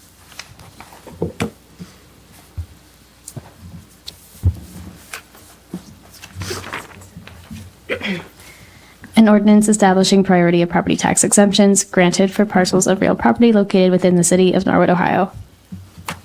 Thank you. Moving on to administration reports. Mayor Schneider. The city's been working on a lot of CRAs and TIFs. I think the meeting's been long enough. I'll let it go. Thank you. Mr. Bonzoff. Thank you, Mr. President. I did have one more comment. So regarding the school district's property taxes, just wanted one more fact. I think it's pretty cool to hear. So voters over the years have approved 57.48, actually slightly less than that, but about a little bit over 15 mils of property taxes for the citizens basically to pay for the district. The effective rate, though, basically because valuations have gone up, so the amount of the mills have gone down. The effective rate's only 36.9 mills. So basically, it's 35% less than what voters have approved in the past. So again, just hammering down the point that if you do see a school levy on the ballot, and you look at to increase the amount, understand and realize that all the levies that you have approved in the past, they keep having less and less of an impact because the dollar amount's the same, but all of our valuations have gone up. So it doesn't actually charge you as much per valuation of your house. So just want to keep that in mind. Other thing, back to the tax and treasury office, but I've had fun looking up the school stuff, is we are looking for two things, a tax clerk and a treasury clerk. So we are having job openings for both. The tax clerk's already on the city's website to apply for, so I would highly encourage you all to, anybody that might be a good tax clerk, good treasury clerk, basically let us know. We'd love to have them apply. We have Tim Wagers, our tax commissioner, has worked on a brand new test. It used to be a very generic account clerk test. He worked on a brand new test, and I am proud to say that I got a 97% on it.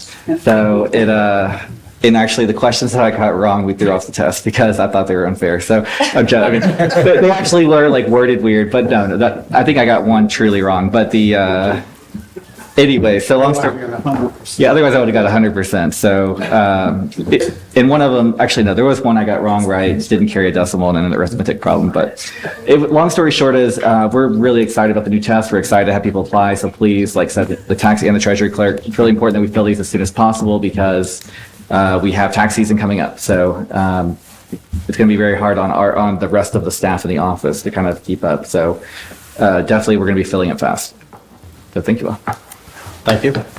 Mr. Miracle.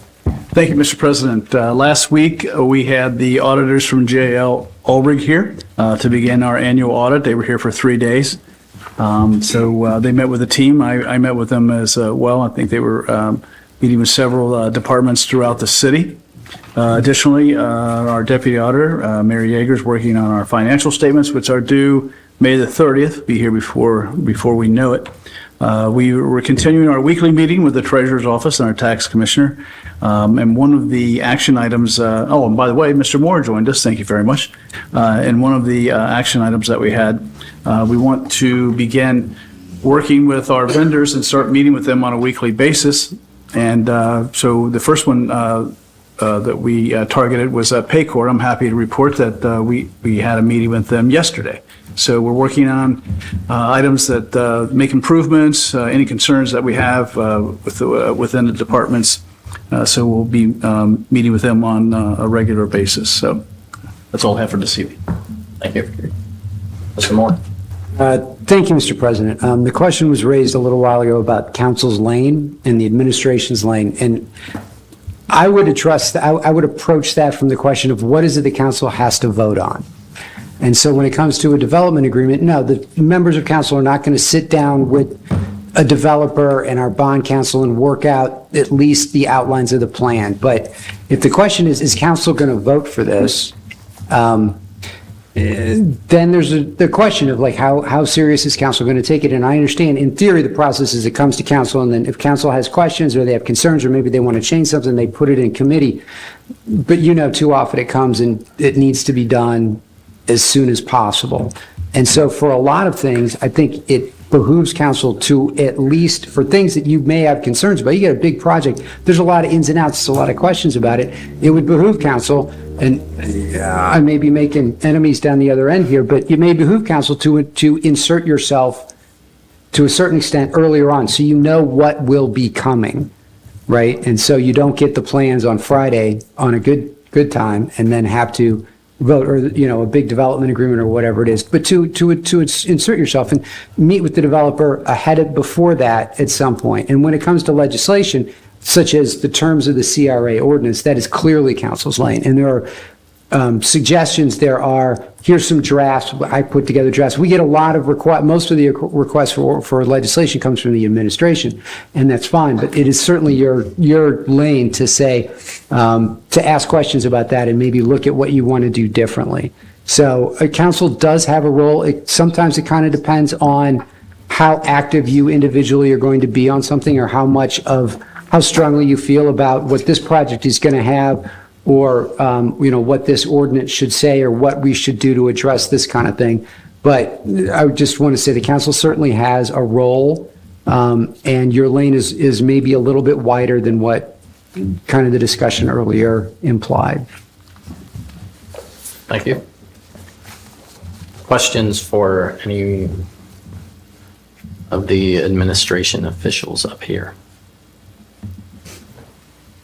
All right. Moving on to unfinished business. Mrs. Franzen. One quick note, and I've communicated with Mr. Miracle about this, but I just wanted to tell to all of you here.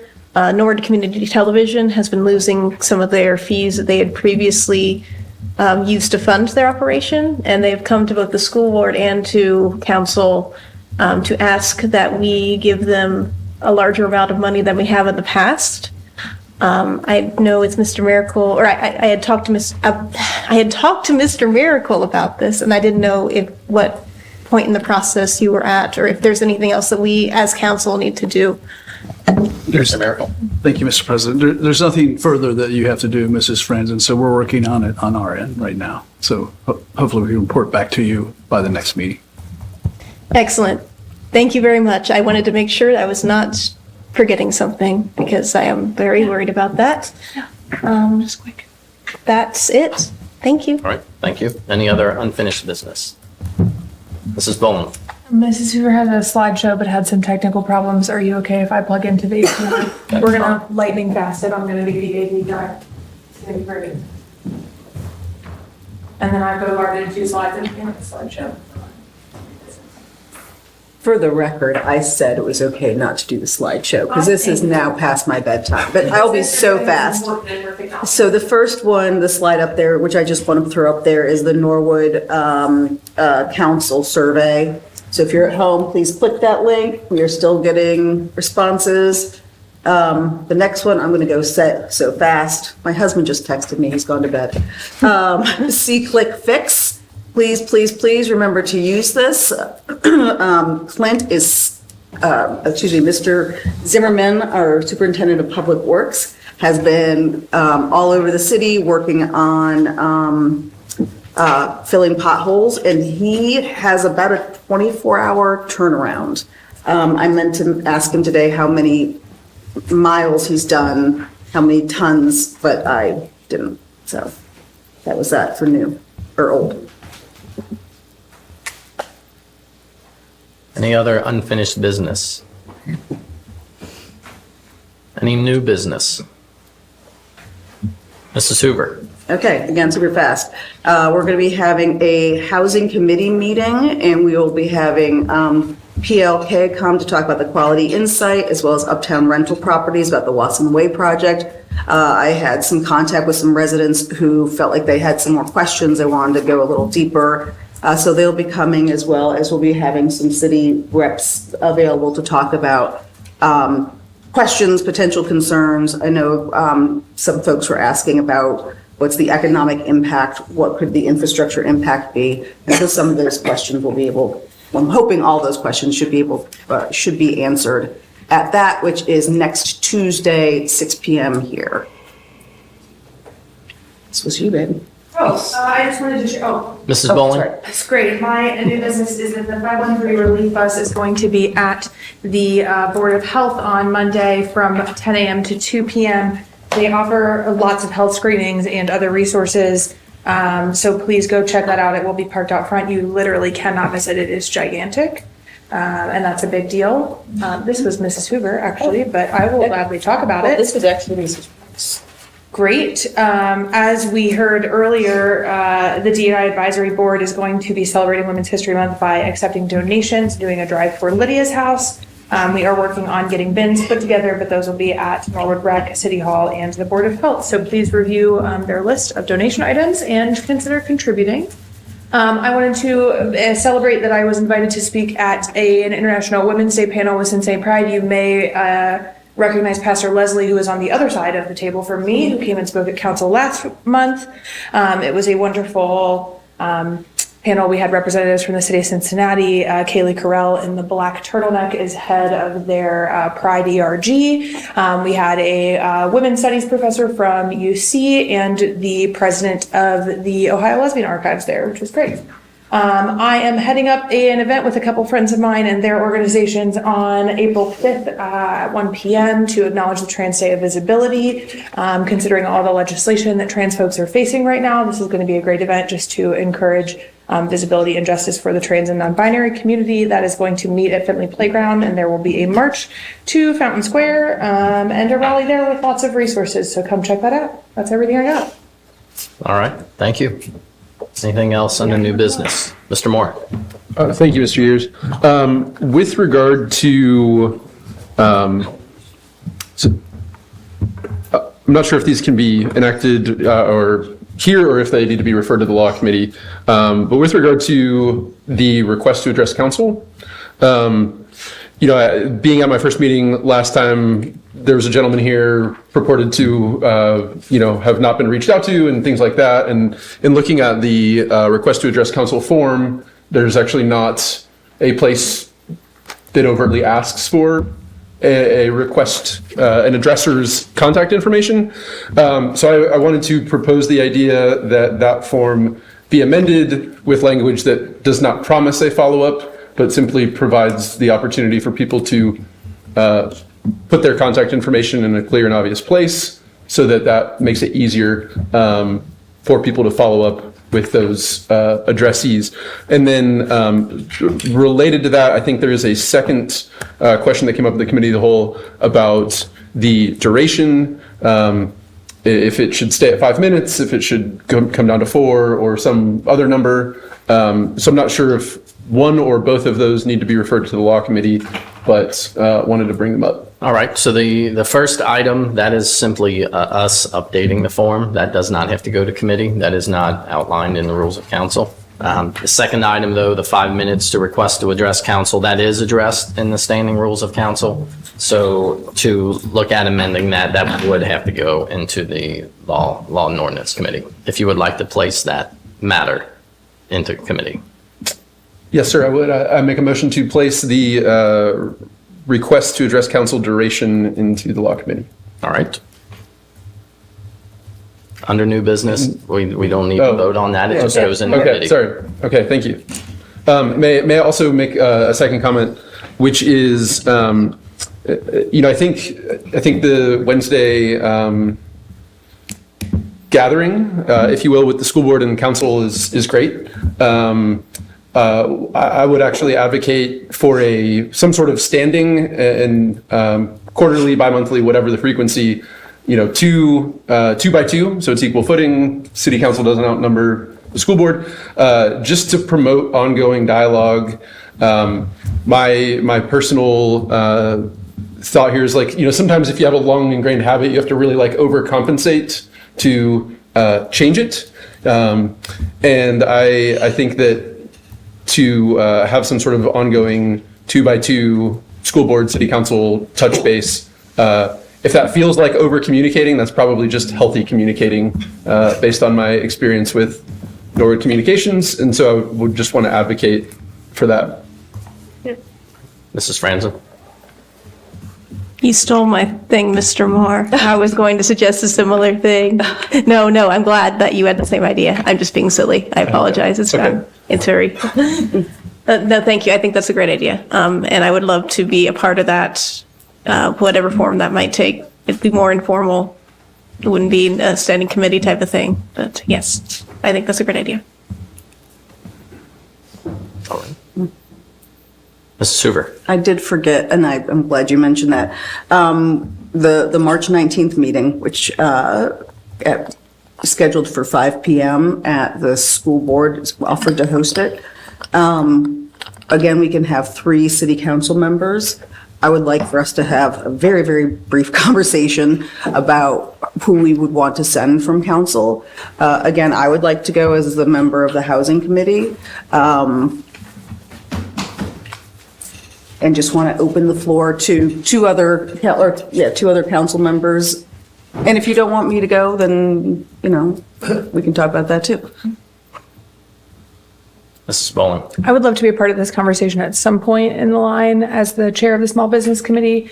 Because we are limited on how many folks can attend this, if there are folks who feel strongly about being present, I am okay with joining that conversation at a later date. Mrs. Franzen?